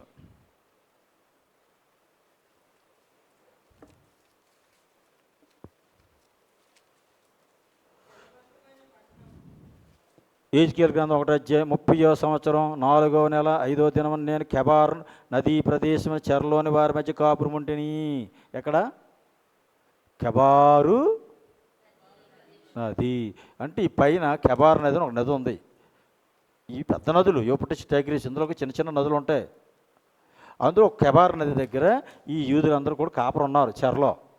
చెర అంటే జైల్లో ఉన్నారని కదా అర్థం, బానిసలుగా ఉన్నారని అర్థం. ఇప్పుడు యూదులకి అధికారులు ఎవరంటే బబులోనీయులు. కాబట్టి ఈ బబులోనీయులు కాదు, దాసులుగా ఉన్నారు వీళ్ళు. ఇప్పుడు పన్ను కడతారు వీళ్ళు. కాబట్టి ఇక్కడ ఉన్నాడు యెహెజ్కేలు. అంటే యెహెజ్కేలు గ్రంథం ఇక్కడ జరుగుతుంది. ఇక్కడ ఇప్పుడు దానియేలు ఇక్కడ చరిత్ర జరుగుతుంది. బబులోను కోటలో దానియేలు ఉన్నాడు. ఈ కెబార్ నది దగ్గర యెహెజ్కేలు ఉన్నాడు. యెరూషలేములో ఏమో ఇర్మియా ఉన్నాడు. యెరూషలేము సీనియర్ ప్రవక్త. ఈ యెరూషలేములో ఇర్మియా ఉన్నప్పుడే దానియేలు వచ్చాడు కుర్రాడు, యెహెజ్కేలు కూడా వచ్చాడు. ఇర్మియా సీనియర్ ప్రవక్త అయితే వీళ్ళిద్దరు జూనియర్ ప్రవక్తలు. వీళ్ళు ముగ్గురు ఒక్కోసారి సమకాలికల కింద చివరిలో ఉన్నారు. అంటే ఇర్మియా గ్రంథం, దానియేలు గ్రంథం, యెహెజ్కేలు గ్రంథం మూడిటికి సంబంధించింది ఇక్కడ ఈ బబులోను చరిత్ర. ఇప్పుడు ఫస్ట్ ఎప్పుడైతే వీళ్ళు వచ్చేసారో దానియేలు కాలంలో, ఆ వచ్చిన వాళ్ళకి ఈ యెహెజ్కేలు వచ్చి ఏం చెప్తున్నాడంటే, మనం లోబడిపోవడం బెటర్, దేవుడు మాట్లాడుతున్నాడు. బబులోను రాజుకి మనం లోబడిపోతే దేవుడు మనకు సహాయం చేస్తామని చెప్తున్నాడు. ఇది మనకు పనిష్మెంట్, మనం చేసిన పాపానికి పనిష్మెంట్ అనిపించక తప్పదు. ఇంకా తిరుగుబాటు చేసామంటే ఇంకా ఎక్కువ దెబ్బలు తోలుతాయి మనకి. ఎప్పుడైనా మనం అదే మైండ్లో పెట్టుకోవాలి. మనం తిరుగుబాటు అన్నదిగా చేసామా, దేవుడు ఇంకా ఎక్కువ కొడతాడు మనల్ని. లోబడిపోయామా, జాలి పడతాడు. అంతెందుకని మనుషులు కూడా అంతే కదా. మనల్ని ఎవరైనా కొట్టేటప్పుడు, దెబ్బ కొట్టేటప్పుడు, ఎందుకురా బాబు నన్ను అనవసరం కొట్టాను, నేనేం చేశాను రా బాబు అంటే, పోన్లేరు పాప మా అమ్మాయికి లేకుండా వదిలేస్తాడు. ఎందుకురా నన్ను కొట్టావు, ఆడు కొట్టిందని మనం అక్కడ కొట్టామనుకోండి, ఈసారి 10 కొడతాడు. కాబట్టి మనం ఈ రకంగా లోబడిపోయి బెటర్ అని చెప్తున్నాడు యెహెజ్కేలు. మనలో నెబుకద్నెజరు కనికరించాలి అంటే మనం లోబడిపోవాలని ఇర్మియా చెప్తున్నాడు కదా అక్కడ. కానీ నేను అది చెప్తున్నాడు, యెహెజ్కేలు చెప్తున్నాడు. కానీ వీళ్ళే మాత్రం వినట్లేదు, ప్రజలు మాత్రం. ఎందుకు వినట్లేదంటే వీళ్ళకి అహంకారం ఎక్కువ, గర్వం ఎక్కువ వీళ్ళకి. మేము అబ్రాహాం పిల్లలం, మేము యూదులం, మా దావీదు ఎలాంటోడు, మా సొలొమోను ఎలాంటోడు, ఒకప్పుడు మమ్మల్ని మోసే కాలం ఎలా నడిపించాడు దేవుడు, ఆ దేవుడు ఇప్పుడు ఎందుకు నడిపించాడు? దేవుడు మంచోడు, దేవుడు నడిపిస్తాడు. కానీ నీ ప్రవర్తన బాగోలేదు కదా. దేవుడు ఏదైతే చేయొద్దని చెప్పాడో 20 మంది రాజులతోని వాళ్ళంతా విగ్రహారాధన చేశారు కదా. ఏదో అక్కడక్కడ కొద్ది మంచి వాళ్ళు తప్ప మిగతాలంతా విగ్రహారాధన చేశారు. వీళ్ళందరూ విగ్రహారాధన చేయబట్టే కదా అశ్షూరుకి వెళ్ళిపోయారు. మరి వీళ్ళు కూడా విగ్రహారాధన చేయబట్టే కదా దేవుడు వద్దని పనులు చేయబట్టే కదా. రెండే రెండు పాపాలండి, రెండే రెండు ఆజ్ఞలు. ఒకటి దేవునికి వ్యతిరేకంగా, రెండోది పొరుగువాడికి వ్యతిరేకంగా. ధర్మశాస్త్రం అంతట్లో రెండే రెండు ఆజ్ఞలు అన్నాడు. నీ దేవుడైనటువంటి తండ్రి అని సృష్టికర్త అయిన తప్ప ఇంకెవరిని నువ్వు ప్రేమించకూడదు. మీ బాబుని, మీ అమ్మని, మీ తల్లిని, మీ అన్నదమ్ములు అందరూ తర్వాతే, ఫస్ట్ నేను అన్నాడు. నాకంటే కుమారుడైన, కుమార్తెనైను, తల్లినైను, తండ్రినైను ఎక్కువగా ప్రేమించేవాడు నాకు పాత్రుడు కాడు. అది ఫస్ట్ ఆజ్ఞ. రెండో ఆజ్ఞ ఏంటంటే నీ పొరుగువాడిని నీ వాడిని ప్రేమించు. ఈ రెండు తప్ప బైబిల్ మొత్తానికి ఇంకోటి. ఈ రెండిట్లో ఫెయిల్ అయ్యారు ఎవరు? ఇశ్రాయేలు 10 గోత్రాలు. ఈ రెండిట్లో ఫెయిల్ అయ్యారు ఈ 2 గోత్రాల వరకు కూడా, మొత్తం 12 గోత్రాల వరకు కూడా.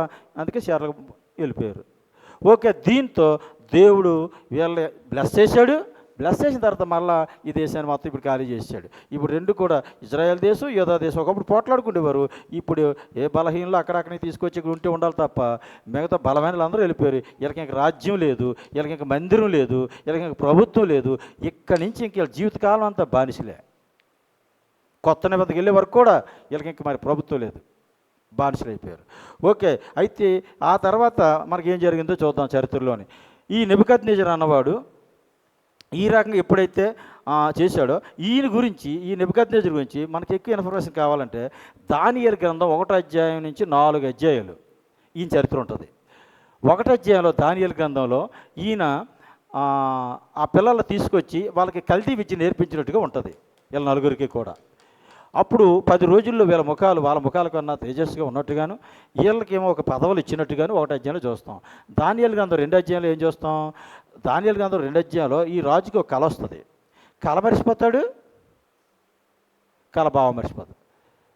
మరి ఇప్పుడు కళభావం చెప్పమని జ్ఞానులు అడుగుతాడు ఈ బబులోన్లు అందరినీ కూడా. బబులోని జ్ఞానులు అందరూ ఎవడు చెప్పకపోతే అందరిని చెప్పేస్తున్నా అంటాడు. ఈయన పిచ్చి తిక్కలకి ఈడెవడరా బాబు పిచ్చి తిక్కలకన్నా ఉన్నాడు అంటాడు. సరే, ఆ టైప్ అనమాట. ఈడు మరిచిపోయాడు. కళ చెప్తే భావం చెప్తాం, కానీ కళ మరిచిపోయాడంటే కళ చెప్పాలంటే భావం చెప్పాలి. ఎవడు చెప్తాడు ప్రపంచంలో? ఏ మానవుడు వాళ్ళకి కాదని చెప్పారు వాళ్ళు. ఇది దేవతల వల్ల అవుతుంది, దేవుడి వల్ల అవుతుంది తప్ప మా వల్ల కాదు రాజా అని చెప్పారు.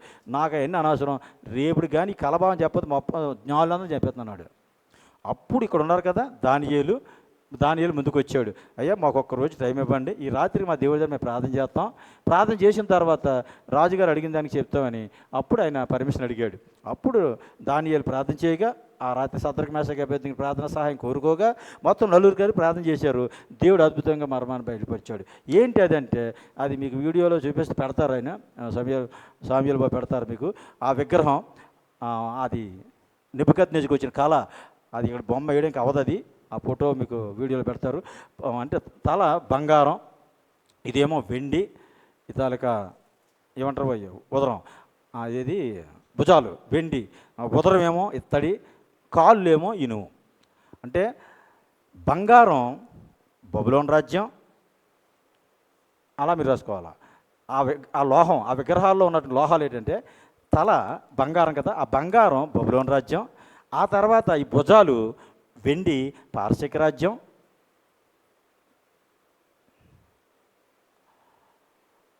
ఆ తర్వాత ఉదరం ఇత్తడి గ్రీకు రాజ్యం. ఆ తర్వాత కాళ్ళు ఇనుము, అదేమో రోమారాజ్యం.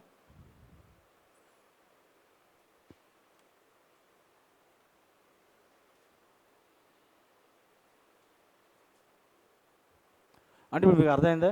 బబులోన్ రాజుకి నెబుకద్నెజరుకి ప్రపంచ భవిష్యత్తును చూపించాడు దేవుడు. దర్శనాలు మనకే కాదు, అంజులు కూడా ఇస్తాడు. అంజులు కూడా దేవుడే.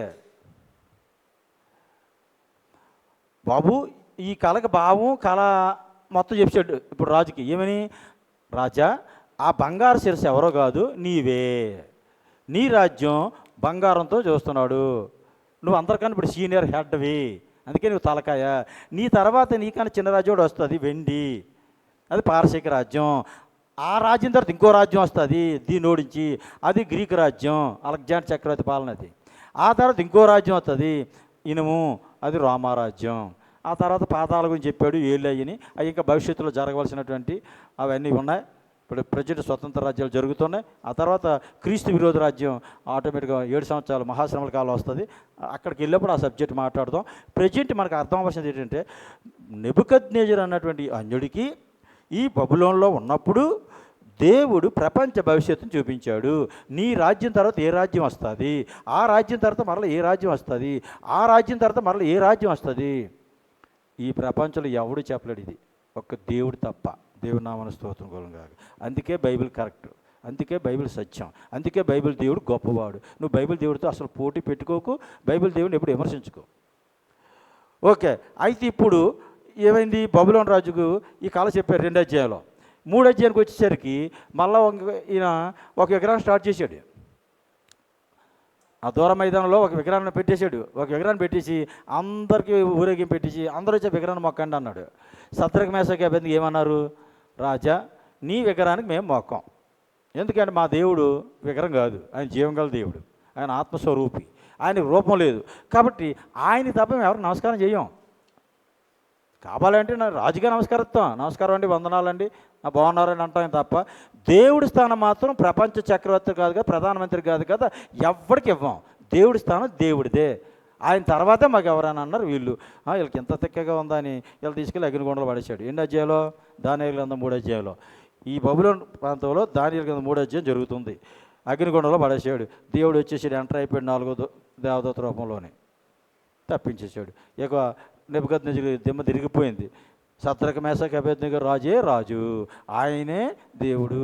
సద్రక మేషకి అబేద్నెగో దేవుడే సృష్టికర్త, ఆయన ప్రపంచానికే రాజు, అసలు నేను కాదు అని ఒప్పేసుకున్నాడు 3 అధ్యాయాలు. ఇక 4 అధ్యాయాలు ఇందాక మీరు చెప్పినట్టుగా ఆయనకి మళ్ళీ పడుకున్నాడు, కాలు వచ్చింది. ఆ కాలంలో ఒక చెట్టు, బ్రహ్మాండ చెట్టు, ఆ చెట్టు అంతా అందరికి నీడస్తుంది. తర్వాత ఆ చెట్టుని తీసేసాడు, ముద్దు కనబడ్డది. ఆ మొద్దు మళ్ళీ చిగురించినట్టుగా 4 అధ్యాయాలు మీకు ఒక కాలం వస్తుంది. అప్పుడు ఒక మాట చెప్పాడు, దానియేలు గ్రంథం తీయండి. దానియేలు గ్రంథంలో 4 అధ్యాయంలో 27వ వచనం చూడండి. 27వ వచనం.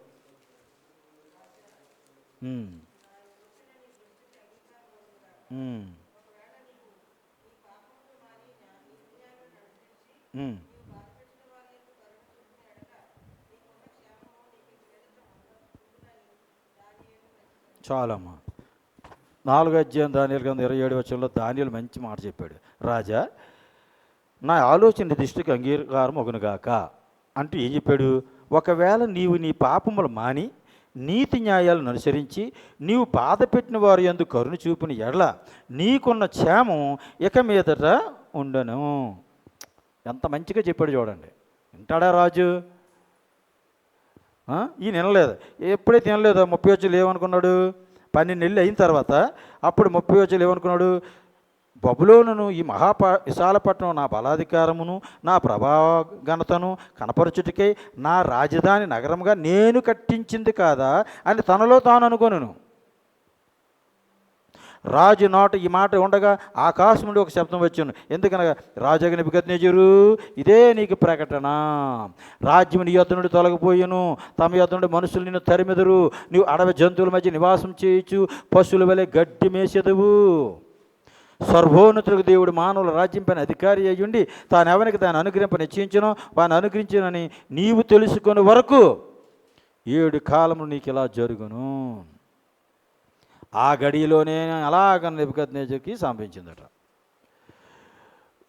ఇదంతా నా జీవితం, నా ప్రాణం, నా ప్రాణాత్మ దేహములు, నేనున్న స్థితి, ఇదంతా కూడా నా దేవుని వల్ల కలిగింది. నన్ను పుట్టించిన దేవుడు ఒక ఆయన ఉన్నాడు, ఆయన ఒక సృష్టికర్త, నా కొరకు సృష్టినే ఇచ్చాడు ఆయన అన్న సత్యం నువ్వు తెలుసుకునే వరకు నువ్వు పశువులో ఉంటావు. అలాగే గడ్డి మేసాడు. 7 కాలాలు అయిన తర్వాత 36 వచ్చిన చూడండి, 4:36. ఆ సమయమందు నా బుద్ధి మరలా నాకు వచ్చెను, రాజ్య సంబంధము ప్రభావం నా ఘనతయు నా తేజస్సును నాకు కలిగెను, నా మంత్రులను నా క్రియాధిపతులను నా యొద్ద ఆలోచన చేయవచ్చిరి. నా బుద్ధి మరలా నాకు వచ్చినప్పుడు, తప్పిపోయిన కుమారుడికి బుద్ధి వచ్చినప్పుడు తన తండ్రి వద్దకు వచ్చాడని యేసుప్రభువు లోకాసువార్త 10వ అధ్యాయంలో చెప్పారు. 15వ అధ్యాయంలో, లోకాసువార్త 15వ అధ్యాయంలో ఉపమానం, తప్పిపోయిన కుమారుడు బుద్ధి వచ్చేటప్పుడు తన తండ్రి వద్దకు రాగానే చేరదీశాడు తండ్రి. నెబుకద్నెజరుకి బుద్ధి రాగానే మళ్ళీ ఏం చేశాడు దేవుడు? చేరదీశాడు. ఆ రోజు ఈ రోజు అన్యుడైన దేవుడు నమ్ముకున్నాడని ఎవరికైనా సరే తప్పు తెలుసుకున్న తర్వాత నా తప్పు తెలుసుకుంటున్నాను, నా తప్పు అయ్యిందని వస్తే దేవుడు అందరిని చేరదీస్తాడు. మరలా ఆ తప్పు రిపీట్ అయ్యిందా డబల్ వాయింపేస్తాడు. ప్రభువా నాకు బుద్ధి వచ్చింది, నా అజ్ఞానం వలన, నా తెలివి తక్కువ వలన, నా గర్వం వలన, నా అహంకారం వలన, నా బుద్ధిహీనత వలన నేను ఆ రకంగా ప్రవర్తించాను, దానివల్ల నేను శోధన అనిపిస్తున్నాను, దానివల్ల నేను శ్రమ అనిపిస్తున్నాను, దానివల్ల ఈ తలక ఇబ్బందులు పడుతున్నాను, నేను దాన్ని విడిచిపెట్టుకుంటున్నానని ఎప్పుడైతే మనం దేవుడి దగ్గర తిరుగుతామో తప్పనిసరిగా అంటే నా బుద్ధి మరలా నాకు వచ్చిందని అర్థం, నేను దేవుని వద్ద తిరిగానని అర్థం. అప్పుడు దేవుడు తప్పనిసరిగా బ్లెస్ చేస్తాడు. మరలా నెబుకద్నెజరుని ఏం చేశాడు దేవుడు? ఇదే అన్యరాజు అంటే ప్రార్థనలు ఆలకించేవాడు మన దేవుడు. మనం ప్రార్థన చేస్తే ఉపవాసం ఉండి, మనం ప్రార్థన చేస్తే కన్నీరు కాచి మన దేవుడు ఎందుకు ఆలకించడండి? మన దేవుడు మనకే కాదు, నెబుకద్నెజరు కూడా ఆలకించాడు. Mind it.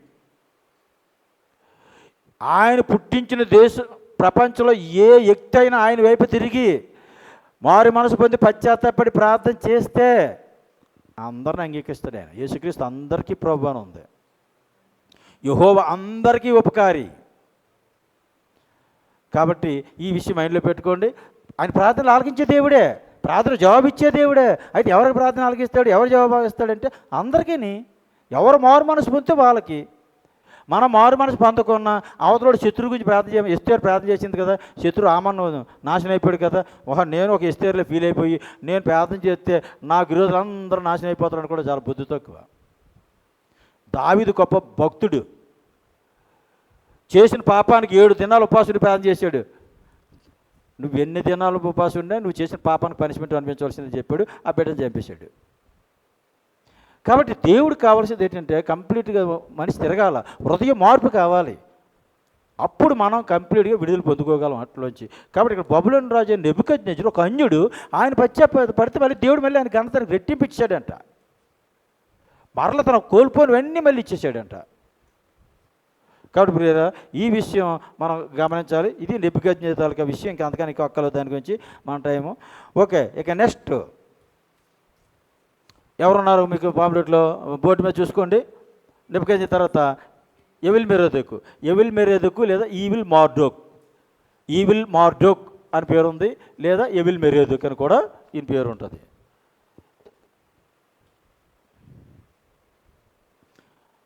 నెబుకద్నెజరు గురించి రిఫరెన్స్లు మీకు చెప్పేసాను అనుకుంటున్నాను. దానియేలు గ్రంథం 1-4 అధ్యాయాలు, ఇర్మియా గ్రంథం, రాజుల గ్రంథం, దినవృత్తాంతాల గ్రంథం, యెషయా గ్రంథం అన్నిట్లో ఉంటుంది ఆయన గురించి, నెబుకద్నెజరు గురించి. ఎవిల్ మెరోదక్ ఈయన నెబుకద్నెజరు పీరియడ్ 605 నుంచి 562 క్రీస్తు పూర్వం 605 నుంచి 562 నెబుకద్నెజరు. ఆయన తండ్రి నెబుకద్నెజరు కూడా రాసుకున్నారా? 626 నుండి 605.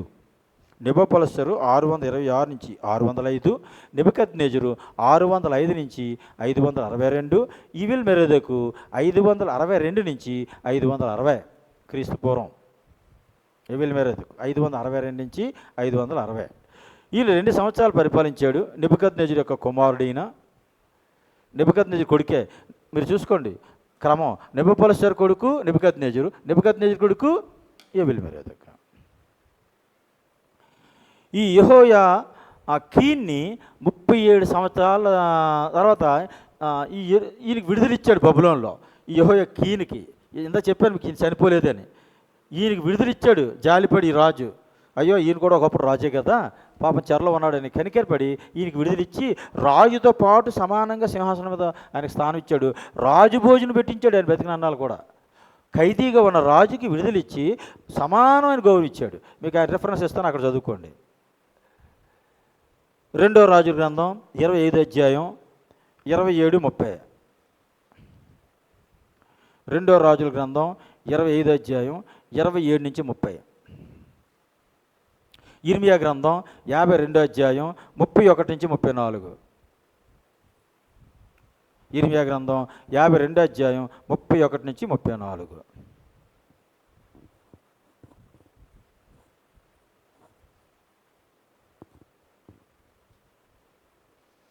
ఇది ఈవిల్ మెరోదక్ గురించి. ఇక నెక్స్ట్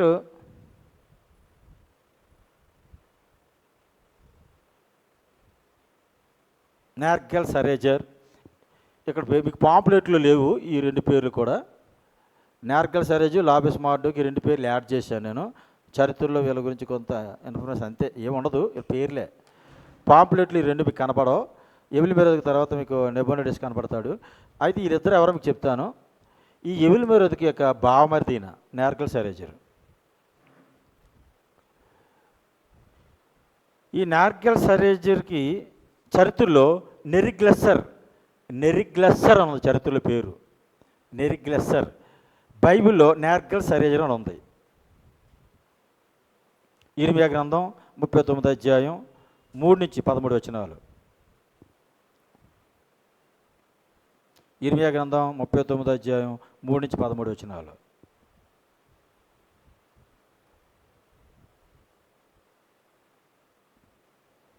ఈ నేర్గల్ సరేజర్ ఏం చేశాడంటే వీళ్ళ భావం చంపేశాడు ఎవెల్ మెరోదక్ని. ఈయన రాజు అయిపోయాడు.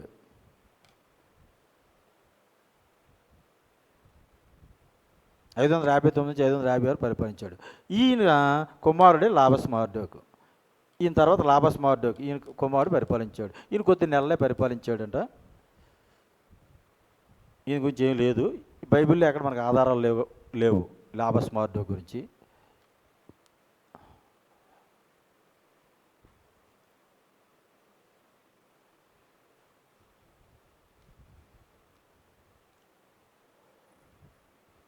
తర్వాత నెబోనిడస్, 9వ వాడు నెబోనిడస్. మొత్తం మనకు 10 పేర్లు వచ్చాయి నిమ్రోద్ దగ్గర నుంచి లెక్కెట్టుకుంటే. మీకు పాంప్లెట్లో 8 పేర్లు ఉన్నాయి. ఒక 2 పేర్లు మీరు యాడ్ చేసుకుంటే ఎవెల్ మెరోదక్ తర్వాత నేర్గల్ సరేజరు, లాబెస్ మార్డోక్ను, మొత్తం 10 పేర్లు వచ్చాయి మీకు. ఇందులో మొదటి రాజు కుటుంబానికి చెందినవాడు అమరాపేల్ అయితే, 9వ రాజు కుటుంబానికి చెందినవాడు మెరోదక్ బల్దాన్ అయితే, 10వ రాజు కుటుంబానికి చెందిన వాళ్ళు అంతా కూడా నెబోపలస్ నుంచి బెల్షస్సర్ వరకు కూడా. ఈ నెబోనిడస్ 555 నుంచి 539, 555 నుంచి 539 క్రీస్తు పూర్వం.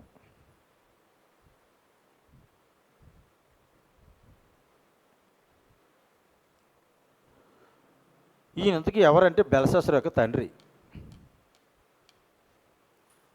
బైబిల్లో చాలామంది ఏమనుకుంటారంటే బెల్షస్సర్ తండ్రి ఎవరంటే నెబుకద్నెజర్ అని రాసుకుంటారు, అనుకుంటారు. చాలామంది అనుకున్నాం, మనం కూడా మొదటి వారు మేము కూడా అలాగే అనుకున్నాం. బెల్షస్సర్ తండ్రి ఎవరంటే నెబుకద్నెజర్ అనుకుంటారు. ఇప్పటికీ చాలామంది అనుకుంటారు. 190 మంది క్రైస్తవులకి ఇంకా తెలియదు.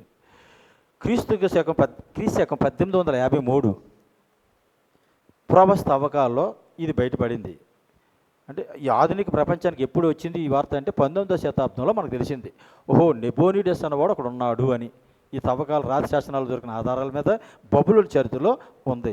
ఈయన సాహిత్య ప్రియుడు, రాజు అయినప్పటికీ కూడా రాజ్యాన్ని పరిపాలించుకున్న తన కొడుకైన బెల్షస్సర్కి రాజ్యాన్ని అప్పగించేసి ఈయనేమో బబులోను బయట నివసించాడంట. మొట్టమొదటి బబులోను భూగర్భ శాస్త్రవేత్త అని పేరు వచ్చిందట ఈయనకి, నెబోనిడస్కి. కాబట్టి అందుకే మనకు బైబిల్ ఈయన పేరు కనపడదు. ఈయన కొడుకే మనకు కనపడతాడు. నెబుకద్నెజర్ తర్వాత 4 అధ్యాయాలు నెబుకద్నెజర్ అయిపోద్ది. దానియేలు కదా 5వ అధ్యాయం వచ్చేటికి బెల్షస్సర్ హిస్టరీ కనపడుతుంది మనకి, ఈయన కనపడదు. కారణం ఈయన అవుట్ ఆఫ్ స్టేషన్ ఉన్నాడు, బెల్షస్సర్ రాజుగా ఉన్నాడు. అందుకే మీకు ఒక ఇంకా చిన్న సూచన ఏంటంటే దానియేలు ఈయనకి మెనే టేకల్ ఉపాసన ఆ భావం చెప్పేటప్పుడు దానియేలు ఎన్నో అధిపతిగా చేశాడు? 3వ అధిపతిగా చేశాడు. మీరు చూస్తే దానియేలు గ్రంథం, మీరు కావాలంటే చూడండి, దానియేలు గ్రంథం 5వ అధ్యాయం. దానియేలు ఎన్నో అధిపతి?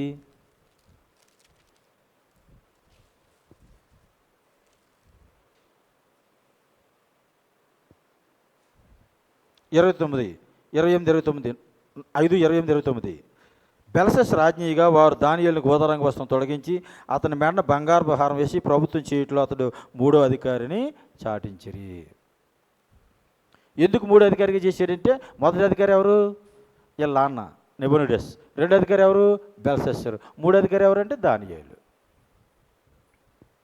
అందుకే ఆ రంగు ఇచ్చి ఉంటాడు.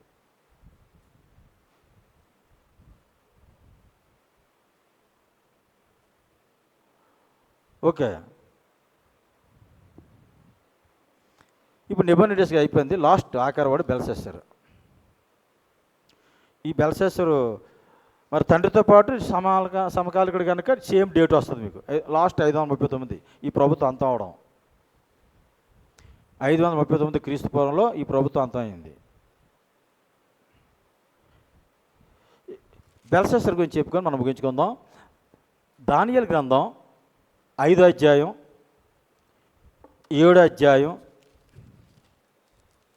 8వ అధ్యాయం.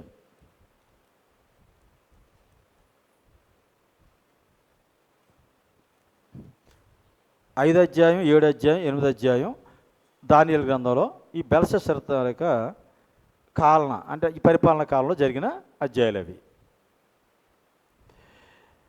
ఇదేంటి 5వ అధ్యాయం మనం చదివేట మీరు ఎప్పుడైనా దానియేలు గ్రంథం చదివితే 5వ అధ్యాయంలో బెల్షస్సరు చనిపోయాడని ఉంది. మరి 7వ అధ్యాయం, 8వ అధ్యాయం మళ్ళీ బెల్షస్సరుకి ఎలాగొచ్చి ఆయన చనిపోయిన తర్వాత అంటే అందుకే బైబిల్లోని మన చరిత్రని క్రమంగా అర్థం చేసుకోవాలి. దానియేలు గ్రంథంలో ఈ తాలూకా 5వ అధ్యాయానికి ముందే జరిగింది ఈ స్టోరీ. మీకు కావాలంటే 7వ అధ్యాయం చూడండి. దానియేలు గ్రంథం 7వ అధ్యాయం. బబులోను రాజుకు బెల్షస్సరు యొక్క పరిపాలనలో మొదటి సంవత్సరమున దానియేలుకు దర్శనము కలిగెను. 8వ అధ్యాయం చూడండి. మొదటి వచనం. రాజుకు బెల్షస్సరు ప్రభుత్వం 3వ సంవత్సరం మందు దానియేలును నాకు మొదట కలిగిన దర్శనం గాక మరి ఒక దర్శనం కలిగాను. అంటే ఇప్పుడు బెల్షస్సరు చరిత్ర దానియేలు గ్రంథం 5వ అధ్యాయంలో ఉంది. 5వ అధ్యాయంలో బెల్షస్సరు చనిపోయాడు, ప్రభుత్వం కూడా క్లోజ్ అయిపోయింది. బబులోను పోయి మాదీ పార్షికులు వచ్చారు అందులో. మరి ఇప్పుడు ఈ 7వ అధ్యాయం, 8వ అధ్యాయం చరిత్రలో మరి దానియేలు ఏమంటున్నాడు? బెల్షస్సరు మొదటి సంవత్సరంలో నాకు ఒక దర్శనం కలిగింది, అలాగే బెల్షస్సరు యొక్క 3వ సంవత్సరంలో మరలా ఇంకొక దర్శనం కలిగింది అంటున్నాడు. అంటే ఇప్పుడు 5వ అధ్యాయంలో బెల్షస్సరు స్టోరీకి ముందే ఈ రెండు జరిగాయి. 7వ అధ్యాయం, 8వ అధ్యాయం కూడా. ఇంతకీ 7వ అధ్యాయంలో ఏముంది, 8వ అధ్యాయంలో ఏముంది, 5వ అధ్యాయంలో ఏముంది దానియేలు గ్రంథంలో? ఇప్పుడు 7వ అధ్యాయంలో మొదట చూద్దాం. 7వ అధ్యాయంలోని 4 జంతువులు మీకు ఇందాక అది కూడా మ్యాప్లో మీకు వీడియోలు పెడతారు. ఆ విగ్రహంతో పాటు పక్కన జంతువులు ఉంటాయి చూడండి. అది సామ్యూల్ బాబు మీకు వీడియోలో చూపిస్తాడు. ఆయన ఒక పక్క విగ్రహం, ఒక పక్క జంతువులు ఉంటాయి. విగ్రహం ఏమో ఈ రాజుకి, బబులోను రాజుకి వచ్చిన దానియేలు గ్రంథం 2వ అధ్యాయంలో వచ్చిన కళ నెబుకద్నెజరుకు వచ్చినటువంటి ప్రపంచ భవిష్యత్తు గురించి చెప్పాడు, రాజ్యాల గురించి. 7వ అధ్యాయంలో దానియేలుకి చెప్తున్నాడు దేవుడు. ఇక్కడ దానియేలుకి ఏం చూపించాడు? జంతువులు చూపించాడు. ఇందాక బబులోను రాజు ఎవడు? బంగారం. మాదీ పార్షికులు ఎవరు? వెండి. గ్రీకులు ఎవరు? ఇత్తడి. రోములు ఎవరు? ఇనుము. ఇప్పుడు 7వ అధ్యాయంలో దానియేలుకి చూపిస్తుంది ఏంటి? ఇందులో మీరు చూస్తే ఆ జంతువులు మొదటి సింహం అంటే బబులోను రాజ్యం సింహంతో పోల్చాడు. ఆ తర్వాత పార్షికులేమో వెలుగుబంటితో పోల్చాడు. ఆ తర్వాత గ్రీకులేమో చిరతపులతో పోల్చాడు. ఆ తర్వాత రోములేమో క్రూర మృగంతో పోల్చాడు, భయంకరమైన మృగం. దానియేలు గ్రంథం 2వ అధ్యాయంలో లోహాలు చూపించాడు, అది నెబుకద్నెజరుకు వచ్చిన కాల. దానియేలు గ్రంథం 7వ అధ్యాయంలో జంతువులు చూపించాడు. దానియేలు నువ్వు చూస్తున్నటువంటి ఆ బంగారం, వెండి, ఇతరు ఉన్నారే వాళ్ళు ఎలాంటి వాళ్ళు అంటే క్రూర మృగాలు. ఈ రాజ్యాలన్నీ కూడా, ఈ 4 రాజ్యాలు కూడా, బబులోను రాజ్యం, పారసీక రాజ్యం, గ్రీకు రాజ్యం, రోమా రాజ్యం, ఈ 4 కూడా మృగాలు. వాళ్ళు పరిపాలన వాళ్ళదే, కానీ వాళ్ళు మృగాలు. వాళ్ళు మృగాలతో సమానం. అందుకే మృగాలు చూపించాడు వాళ్ళకి, దానియేలుకి. ఇది అంటే దానియేలు గ్రంథం 7వ అధ్యాయం ముందు మనం చదివాం. ఇది మీరు చదివితే ఇక్కడ ఉంటుంది. దానియేలుకి 4 జంతువు గురించి ఏం చదివాండి. 8వ అధ్యాయంలో కాలం ఏంటి వచ్చింది మళ్ళీ దానియేలుకి? బెల్షస్సరు ప్రభుత్వం 3వ సంవత్సరం ముందు దానియేలు నాకు మొదట కలిగిన దర్శనం కాక మరొక దర్శనం కలిగిన. నేను దర్శనం చూచుచున్నప్పుడు నేను యాలామన ప్రదేశం సంబంధము షోషాన పట్టణం గదిలో నగరంలో ఉండగా దర్శనం నాకు కలిగను. ఇక్కడ ఈ అధ్యాయం చదవండి, ఇదంతా మన చదవడం రాదు. ఒక మేకపోతు పొట్టేలు, ఒక మేకపోతు పొట్టేలు దర్శనం వచ్చాయి 8వ అధ్యాయంలో. మేకపోతు అంటే గ్రీకుల రాజు, పొట్టేలు అంటే పార్షిక రాజ్యం. మేకపోతేమో గ్రీకుల రాజు అలెగ్జాండర్ అన్నమాట. ఆ ప్రభుత్వం అలెగ్జాండర్ ప్రభుత్వం మేకపోతుంది. అందులో మేకపోతులో కొమ్ము వస్తుంది, ఆ కొమ్మే అలెగ్జాండరు. అలాగే పొట్టేలు పార్షిక రాజ్యం. 2 పొట్టేలకు 2 కొమ్ములు, మాదీలు పార్షికులు 2 కొమ్ములు, 2 రాజ్యాలు. ఈ పొట్టేళ్ళి ఈ మేకపోతు వచ్చి పొడిచి చంపేస్తుంది. అంటే గ్రీకు రాజ్యం పారసీక రాజ్యాన్ని తొక్కేస్తుందని చెప్పాడు. ఇది 8వ అధ్యాయంలో దానియేలుకు వచ్చిన దర్శనం. అంటే ఈ కాలంలో ప్రవక్త దానియేలు ఉన్నాడు కదా, అందుకే ఇక్కడ ప్రవక్త పేరులో దానియేలు రాశాను. దానియేలుకి నెబుకద్నెజరుతోనూ సంబంధం ఉంది, బెల్షస్సరుతోనూ సంబంధం ఉంది. ఒక విధంగా చెప్పాలంటే దానియేలు ఎప్పటి నుంచి ఉన్నాడంటే వీళ్ళ కాలంలో నెబుకద్నెజరు 605, అప్పటికే 15-16 సంవత్సరాలు కుర్రోడిన చెరకొచ్చేటప్పటికి యవనస్తుడు. అంటే నెబుకద్నెజరు దగ్గర నుంచి బెల్షస్సరు వరకు ఈ రాజులందరి కాలంలో దానియేలు ఉన్నాడు బబులోనులో. రాజులు మారారు, రాజ్యాలు మారాయి, కాలాలు మారాయి, కానీ ఈయన మాత్రం మారలే. దానియేలు స్టిల్ అలాగే ఉన్నాడు. దగ్గర 90 సంవత్సరాలు ఎంతో జీవించి ఉంటాడు. ఎందుకంటే 70 సంవత్సరాలు చెరంతా కూడా దానియేలు ఉన్నాడు. ఆ తర్వాత కూడా దానియేలు 9 అధ్యాయాలు ప్రార్థన చేస్తున్నాడు. అయ్యా ఇర్మియాతో చెప్పినటువంటి ప్రవచనం నెరవేరిపోయింది కదా, మరి మా యూదులకి విడుదలివ్వా అని ప్రార్థన చేస్తున్నాడు 9 అధ్యాయంలో దానియేలు గ్రంథంలో. అంటే 70 సంవత్సరాలు చెర చూశాడు ఇక్కడ. అప్పటికే 15-16 సంవత్సరాలు కుర్రోడు, 85. ఆ తర్వాత మాదీ పారసికులు వచ్చే వరకు కూడా, కోరేసు పరిపాలన వరకు కూడా ఈయన జీవించున్నాడు అని ఉంది. అంటే 90 సంవత్సరాలు స్టిల్ ఈయన బతుకున్నాడు. బబులోను రాజ్యాన్ని చూశాడు, పారసిక రాజ్యాన్ని కూడా చూశాడు, యూదుల రాజ్యాన్ని కూడా చూశాడు. ఓకే, ఇప్పుడు దానియేలు చరిత్రలో 7వ అధ్యాయంలో బెల్షస్సరు తాలూకా మొదటి సంవత్సరం దర్శనం, అది 4 రాజ్యాల గురించి. దానియేలు గ్రంథం 8వ అధ్యాయంలో మాదీ పారసికులది, అందులో గ్రీకులు పోట్లాట గురించి, పొట్టేలు మేకపోతు పోట్లాట గురించి దర్శనం. అది ఇప్పుడు 5వ అధ్యాయానికి వెళ్ళిపోదాం, ముగించుకుందాం. ఇప్పుడు దానియేలు గ్రంథం 5వ అధ్యాయం ఇప్పుడు జరుగుతుంది. ఇప్పుడు దానియేలు గ్రంథం 5వ అధ్యాయంలో బెల్షస్సరు ఏం చేస్తున్నాడు, ఒక విందు చేశాడు. అక్కడ 1000 మంది అందరిని అధికారులు 1000 మందిని పిలిచాడు. అందరూ ఉపపత్నులు కూడా ఉన్నారు. అందరికి మహా విందు పెట్టాడు. గొప్ప విందు చేసి, పోనీ విందు చేసినట్టు చేశాడు, కానీ ఏం చేశాడంటే చేసిన పొరపాటు, ఈ బబులోనులో ఈ విందు జరుగుతున్నప్పుడు యెరూషలేము మందిరంలోంచి అలా తాత తీసుకొచ్చాడే నెబుకద్నెజరు. అడిగి ఏదో అవుతాడు నెబుకద్నెజరు మొత్తం ఈయనకి బెల్షస్సరుకి. తీసుకొచ్చే ఉపకరణాలు ఉన్నాయి కదా, ఇలా దేవతల గుడిలో పెట్టారు కదా యెరూషలేము మందిరంలో ఉపకరణాలు, అవి తీసుకొచ్చి వాటిలో మందు పోసుకుని తాగుతున్నారు వీళ్ళు. దేవుడు బాగా మండిందనమాట. మండి ఏం చేశాడు, నా మందిరాన్ని నాశనం చేయడానికి, నా ప్రజల నాశనం చేయడానికి, నా భూభాగాన్ని నాశనం చేయడానికి వీళ్ళ పితరులకు అవకాశం ఇచ్చాను కాబట్టి చేయగలిగారు. అంతేకాకుండా నా మందిరంలోంచి తీసుకొచ్చిన ఉపకరణాల్లో కూడా వీళ్ళు మందు వేసుకుని వీళ్ళ భార్యలు, వీళ్ళ ఉపపత్నులు, ఇంపుడు గత్తులు కలిపి తాగుతున్నారు, ఎంజాయ్ చేస్తున్నారంటే వీడికి టైం అయిపోయిందని వీళ్ళు లెక్క చూసేసాడు. వెంటనే గోడ మీద రాత రాసేసాడు, మెనే టేకిల్ ఉపార్సిస్ అని. ఇక ఎప్పుడైతే దేవుని యొక్క ఉపకరణాల్లో ఈ తప్పుడు పని చేశాడో, ఇక అప్పుడు ఇక రాత వెంటనే వచ్చింది, మెనే టేకిల్ ఉపార్సిస్. రాజుకి ఆ రాత చూడగానే, గోడ మీద రాత చూడగానే భయం పట్టుకుంది. ఏంట్రా బాబు, మనిషి కనబడట్లేదు, హస్తం ఎదుగా ఒక వేలు కనబడుతుంది, ఆ వేలుతో గోడ మీద రాత రాస్తున్నాడు, ఏంటి ఆ రాత ఏంటి, ఆ రాసింది ఎవరు, మన రాజ్యంలో ఉన్న జ్ఞానులందరినీ పిలండి అన్నాడు. మొత్తం బబులోనులో జ్ఞానులందరూ పిలిచారు. ఎవరైనా చెప్పగలరంటే ఎవరు అర్థం చెప్పలేకపోతున్నారు. అప్పుడు రాణి గారు అని ఉంటుంది మీకు అక్కడ, మీకు 10వ వచనం, 5వ అధ్యాయం 10వ వచనంలో, రాజునకు అతని అధిపతులకు జరిగిన సంగతి రాణి తెలుసుకొని విందు గృహమునకు వచ్చి ఇట్లైనను. ఆ రాణి గారు ఎవరన్నది మనకి కరెక్ట్ తెలియదు.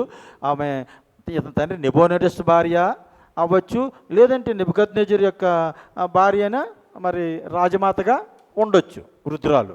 ఏదైనప్పుడు కూడా ఆ వృద్ధురాలు ఈ బెల్షస్సరుకి తల్లి అంటున్నారు కనుక, ఆ తల్లిగారు వచ్చి ఈ బబులోనులో ఉన్నటువంటి బెల్షస్సరుకి బుద్ధి చెప్తుంది. అయ్యా, మన రాజ్యంలో దానియేలు అన్నాడు ఒక ఆయన ఉన్నాడు, ఒకప్పుడు నీ తండ్రి కాలంలో కూడా ఒక కల వస్తే ఆయనే కలభావని చెప్పాడు, మన జ్ఞానులు ఎవరు పనికిరారు, అలాంటి వాటికి ఆయనే కావాలి, ఆయన రప్పించు. అప్పుడు దానియేలు రప్పించిన తర్వాత దానియేలు, నువ్వు ఇది చెప్పినట్టయితే నీకు బంగారం, వెండి మొత్తం నా రాజ్యంలో నీకు ఇచ్చేస్తాను, మొత్తం ఇచ్చేస్తాను, 3వ అధిపతికి చేసేస్తానని చెప్పాడు. నువ్వు ఏమెత్తవన్నది నాకు అనవసరం, కానీ నువ్వు ఇచ్చిన దాని గురించి కాదు, కానీ దేవుడు నాకు చెప్పిన దాన్ని నీకు బయలుపరుస్తున్న అబ్బాయి. అయితే అక్కడ ఒక మాట అన్నాడు ఆయన 23వ వచనంలో, ఏమన్నాడంటే 23 చూడండి, బెల్షస్సరు అతని కుమారుడు నీవు ఈ సంగతి అంతయు ఎరిగి ఉండియు నీ మనస్సు అణుచుకొనక పరలోకమందున్న ప్రభు మీద నిన్ను నీవే హెచ్చించుకుంటువి. ఎట్లనగా నీవును నీ అధిపతులు నీ రాణులు నీ ఉపపత్నులు దేవుని ఆలయ సంబంధంగా ఉపకరణాల్లో ద్రాక్షరసం పోసి త్రాగవలనని వాటిని తెచ్చి ఉంచుకొని వాటితో త్రాగుచు చూడనైనను విననైనను గ్రహింపనైనను చేత కాని వెండి బంగారు ఇత్తడి ఇనుము కర్ర రాయి అను వాటితో చేయబడిన దేవతలను స్తుతించుతారు కానీ నీ ప్రాణమును నీ సకల మార్గములను ఏ దేవుని వశంలో ఉన్నవో, అండర్లైన్, నీ ప్రాణమును నీ సకల మార్గములను ఏ దేవుని వశంలో ఉన్నవో ఆయనను గణపరచలేదు. అది నువ్వు చేసిన పొరపాటు. ఒకప్పుడు నీ తండ్రి కూడా ఎలా పొరపాటు చేశాడు, నెబుకద్నెజరు. నేను నా వాళ్ళే అన్నాడు. ఆయనకి బుద్ధి చెప్పాడు దేవుడు. నువ్వేం చేసావు? నువ్వు కూడా నీ ప్రాణం ఎవరి చేతిలో ఉందనుకుంటున్నావు? ఈ బబులోను రాజ్యంలో ఉన్న ఏ దేవతల చేతిలో కానీ ఏ దేవుని చేతిలో కూడా నీ ప్రాణం లేదు. బైబిల్ దేవుడి సృష్టికర్త అనే దేవుడి చేతిలో నీ ప్రాణం ఉంది. చూడను వినను శాతగా నాటిని పట్టుకొని వాటి మీదే నువ్వు దృష్టించావు తప్ప నీ ప్రాణం ఎవరి చేతిలో ఉందో ఆయన పక్కన పెట్టావు, ఆయన కనపరచలేదు. నీ సకల మార్గాలు నీ రాజ్యానికి అసలు ఆధారం ఎవరో ఆ దేవుని నువ్వు పక్కనెట్టేసి అంతే కదా ఆ ఉపకరణాలు తీసుకొచ్చి నువ్వు మందేసి సిందులేసావు కనుక నీకు ఏం చేశాడంటే మెనే టేకిల్ ఉపర్సెట్. ఈ వాక్య భావం ఏమనగా 25 వచనం.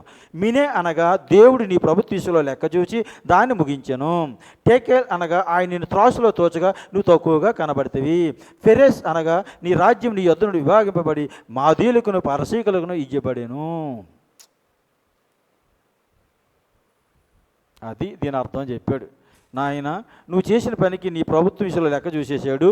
నిన్ను త్రాసులో చూస్తే నువ్వు కూడా తక్కువగా కనబడుతున్నావు కాబట్టి నీ రాజ్యాన్ని తీసి మాది పారసీకులకి నేను ఇచ్చేస్తున్నాను అని దేవుడు చెప్తున్నాడు. అబ్బాయి అని చెప్పగానే వెంటనే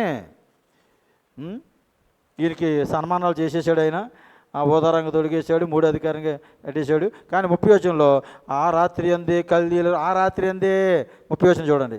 ఆ రాత్రి అందే కల్దీయుల రాజు బెల్షస్సరు హతుడాయను.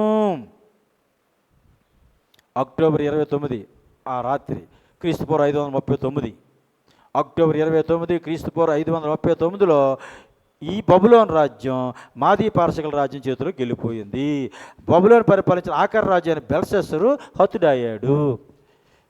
ఎలాగయ్యాడో చరిత్రలో ఉంది కానీ ఇక్కడ రాయలేదు బైబిల్లో. ఎలాగయ్యాడో మీకు చెప్పి నేను ముగిస్తాను. ఈ బబులోను రాజు అయినటువంటి ఈ బెల్షస్సరు ఈ దగ్గర నుంచి 2 వ్యక్తులు తన సైన్యంలోంచి తప్పించుకొని వెళ్ళి మాదీ పారసీక రాజు అయినటువంటి కోరెస్తో చేతులు కలిపారు. వాళ్ళు కోరెస్ అప్పటికే పై రాజ్యాల్లో యుద్ధాల్లో ఉన్నాడు. కోరెస్తో చేతులు కలిపి బబులోని అటాక్ చేయడానికి ఈ పారసీకులు ఏ విధంగా ప్రవేశించాలో కోటలోకి ఒక మార్గాన్ని చూపించారు వాళ్ళు. అప్పుడు పైన ఒక ఆనకట్టను కట్టించి ఆ ఆనకట్ట దగ్గర నీరు బంద్ చేసి వీళ్ళు రాత్రిని సైన్యం కాలినడకిన యూఫ్రటీస్ నదిలో నడిచి వెళ్ళిపోయి బబులోను రాజ్యాన్ని ఎక్కడ పాడు చేయకుండా ఏ నష్టం ప్రాణ నష్టం ఆస్తి నష్టం లేకుండా డైరెక్ట్గా రాజుని అటాక్ చేశారు. రాజుని పట్టేశారు, రాజుని ఫినిష్ చేశారు. రాజ్యాన్ని అంటే లాయించుకున్నారు. ఆ రాత్రినే మాదీయుడికి దర్యావేసు 62 సంవత్సరాలు కూడా సింహాసనం ఎక్కాను. 5:31 మీకు ఉంది.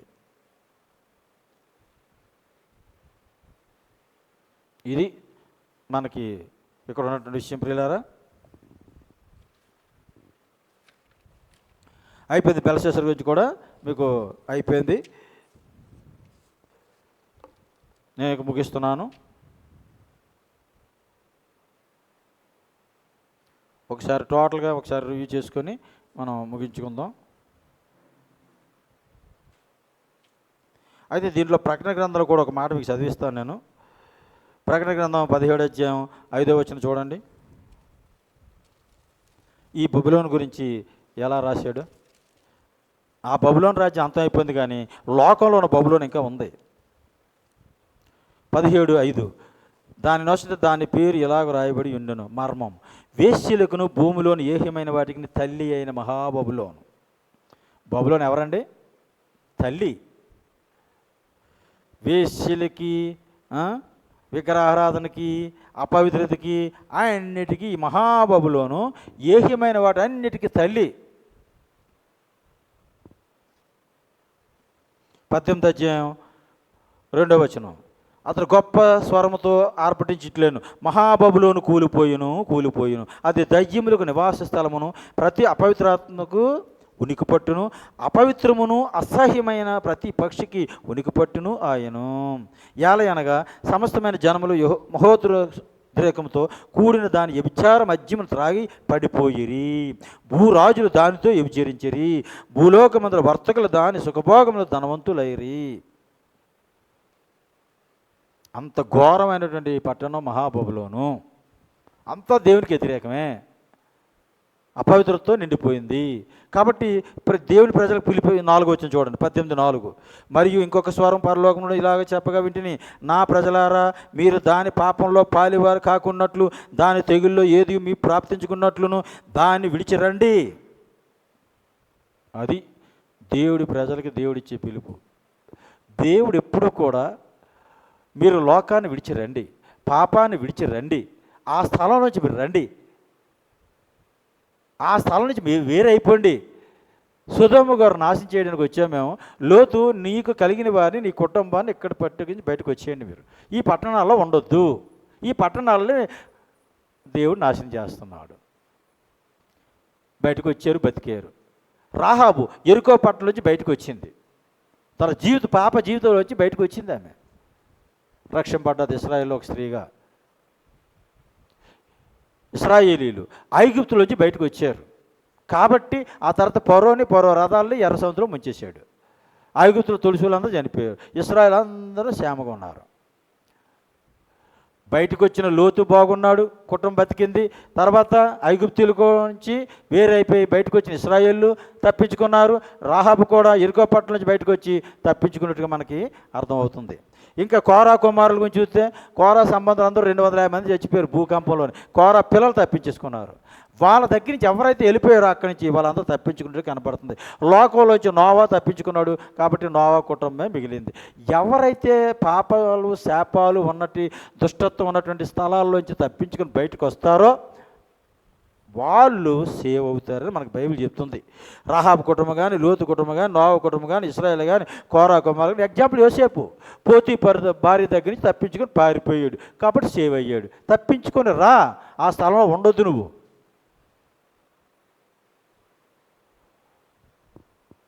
సంసోన్ అయితే బుక్ అయిపోయాడు, తెలియల దగ్గర తప్పించుకొని వెళ్ళాపోయాడు కాబట్టి నాశనం అయిపోయాడు. కానీ యోసేపు అయితే తెలివిగా తప్పించుకొని వెళ్ళిపోయాడు.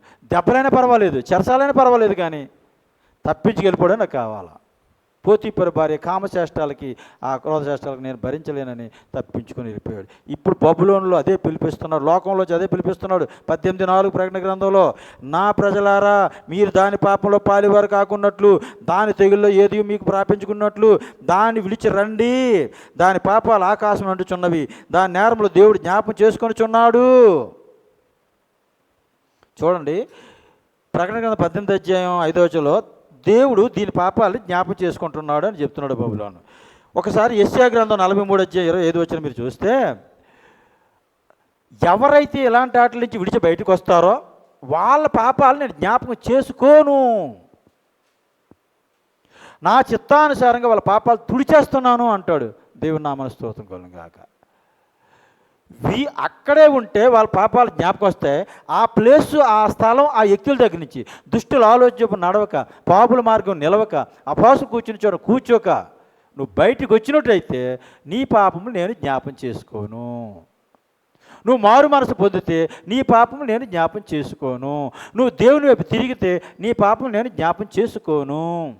నువ్వు ఇంకా అందులోనే ఉంటే, ఆ మూర్ఖత్వంలోనే ఉంటే, ఆ గర్వంలోనే, అహంకారంలోనే ఉంటే నీ పాపాలు మాత్రం తీర్పు తీరుస్తాను నేను అని చెప్తున్నాడు. అవి జ్ఞాపకం చేసుకుంటాను అంటున్నాడు. వీళ్ళేమో జ్ఞాపకం చేసుకోను అంటున్నాడు. ఇది మన దేవుని ప్రజలకి, అంటే లోక ప్రజలందరికీ దేవుడిచ్చిన ఆహ్వానం ఇది. నా ప్రజలారా, నేను సృజించిన ప్రజలారా, అంతేగాని క్రైస్తవులారా కాదు, నేను సృజించిన ప్రజలారా, నా ప్రజలారా, మీరు ఆ లోకంలోంచి, ఆ బబులోను యొక్క అపవిత్రత నుంచి, ఆ బబులోను యొక్క విగ్రహారాధన నుంచి, ఆ బబులోను యొక్క దుష్టత్వం నుంచి మీరు బయటికి రండి. మీ సృష్టికర్త వైపు మీరు తిరగండి. మీకోసం శిలువలో ప్రాణం పెట్టినటువంటి ఆ క్రీస్తు వైపు మీరు చూడండి. మీ పాపాలన్నీ అక్కడ కడిగివేయబడతాయి. కాబట్టి మిమ్మల్ని పుట్టించిన దేవుడి వైపు మీరు తిరగాలి. మీ కొరకు ప్రాణం పెట్టిన దేవుడి వైపు, మిమ్మల్ని విమోచించిన రక్షకుడి వైపు మీరు తిరగాలి. అప్పుడు మీ పాపాలు నేను జ్ఞాపం చేసుకోను. ఇక్కడి నుంచి నా కొరకు మీరు బ్రతకండి. మూర్ఖులకు ఈ తరము నుండి మీరు వేరవ్వండి. లోకం నుంచి మిమ్మల్ని నేను ప్రత్యేకపరుచుకుంటాను అని చెప్తున్నాడు. ఇది దేవుని ప్రజలకు దేవుడిచ్చినటువంటి పిలుపు. ప్రియులారా, ఇది బబులోను తాలూకా సారాంశం. కాబట్టి బబులోనుకి మొట్టమొదటి మన ప్రవచనం చెప్పినట్టుగా, ఇర్మియా గ్రంథం చెప్పినట్టుగా, ఆ బబులోను రాజుని నా సేవకుడని దేవుడు చెప్పడం, బబులోనుకి నేను అధికారం ఇచ్చాను కాబట్టి నా ప్రజలు శిక్షించడానికి ఇలా వాడుకుంటాను అని చెప్పాడు. వాడుకున్నాడు. ఆ తర్వాత 70 సంవత్సరాల తర్వాత దీన్ని శిక్షిస్తానని చెప్పాడు. శిక్షించాడు. ఇర్మియా గ్రంథం 25 అధ్యాయం మొట్టమొదటి మనం చదివిన ప్రవచనం అయితే దీన్ని వాడుకున్నాడు వీళ్ళ శిక్షించడానికి. మరలా వీళ్ళ కూడా శిక్షించాడు పారసీకుల ద్వారా. కాబట్టి దేవుడికి ఎవరు చుట్టాలు కాదు. ఎవరైనా దేవుడికి కావాల్సిన నీతి న్యాయాలు, మంచి చెడ్డలు అన్నది దేవుడికి తప్పనిసరి పరిశీలిస్తాడు. నీతి న్యాయాలు అనేది ఆయన పరిశీలిస్తాడు. దేవుడి పిల్లల, వాళ్ళ క్రైస్తవుల, యూదుల, అబ్రాహాం సంతానమా, అబ్రాహాం సంతానం కదా, వాళ్ళ తాత సంతానం అయినా వీళ్ళకి సొక్కలు చూపించేశాడు మొత్తం అందరూ కూడా. వాళ్ళకన్నా మనం ఎక్కువ కాదు. ఓకే, కాబట్టి ఆయనకు కావాల్సింది పరిశుద్ధత, ఆయనకు కావాల్సిన యథార్థత, ఆయనకు కావాల్సింది నీతి న్యాయాలు. ఆ రకంగా ఎవరైతే జీవిస్తారో వాళ్ళ యొక్క వ్యక్తిగత జీవితాలు, కుటుంబ పరంగా, సేవాపరంగా, ఈవెన్ ప్రభుత్వం ఏదైనప్పుడు కూడా అంత బ్లెస్ అవుతుందని మనకు అర్థం అవుతుంది. కాబట్టి దేవుడు చెప్పినటువంటి మాట ఏది నిరర్థం కానేరదు. ఆయన వీళ్ళ శిక్షిస్తూ ఉన్నాడు, వీళ్ళ చేత శిక్షించాడు. వీళ్ళకి కూడా పనిష్మెంట్ ఇస్తూ ఉన్నాడు, పనిష్మెంట్ ఇచ్చేసాడు. కాబట్టి ఇలాంటి ఈ బబులోన్ తాలూకా లోకంలో బబులోన్ యొక్క స్థలం, ఇంకా మనం ఎక్కడైతే అలాంటి స్థలాలు ఉన్నామో అందులోంచి మనం బయటికి రావాల్సి ఉంటుంది. ఒకవేళ మన హృదయంలోనే బబులోన్ ఉంటే అందులోంచి మనం విడుదల అవ్వాల్సిన పరిస్థితి దేవుడు ఇస్తున్నాడు. కాబట్టి మనం ఆయన వైపు తిరిగితే మన పాపాలకి ఎప్పుడు జ్ఞాపం చేసుకోడు. మనం తిరగకుండా ఇంకా అలాగే ఉంటే మన పాపాలను జ్ఞాపకం వస్తూనే ఉంటాయి. కాబట్టి ప్రియులారా, ఈ చరిత్రను పెట్టి ఈ విషయాలు మనం అర్థం చేసుకొని మన జీవితాలు కట్టుకోవాలి, మన కుటుంబాలు కట్టుకోవాలి, మన పరిచర్యలు కట్టుకోవాలి. ఇక మనకి ఈ రకంగా దేవుడు సహాయం చేయనుగాక. దేవుడు ఈరోజు బబులోను రాజ్యం గురించి ధ్యానం చేయడానికి తన కృప మనకు అనుగ్రహించినందుకు దేవునికి మొదటగా వందనాలు, స్తోత్రాలు. ఆ తర్వాత ఎస్పీ రావు గారికి, మరి పాస్టర్ గారికి ప్రత్యేక వందనాలు. మరి మీ అందరికీ కూడా సంఘస్థులందరికీ కూడా ప్రత్యేక వందనాలు తెలియజేస్తున్నాను. God bless you. దేవుడు మిమ్మల్ని దీవించనుగాక. పాస్టర్ గారు వచ్చి ప్రార్థన చేసి ముగిస్తారు. ఓకే, నెక్స్ట్ దేవుని చిత్తమైతే నెక్స్ట్ రాజ్యం మాది పార్షిక రాజ్యం, అది మనం కొనసాగిస్తాం. దేవునికి స్తోత్రం కలుగును గాక. God bless you.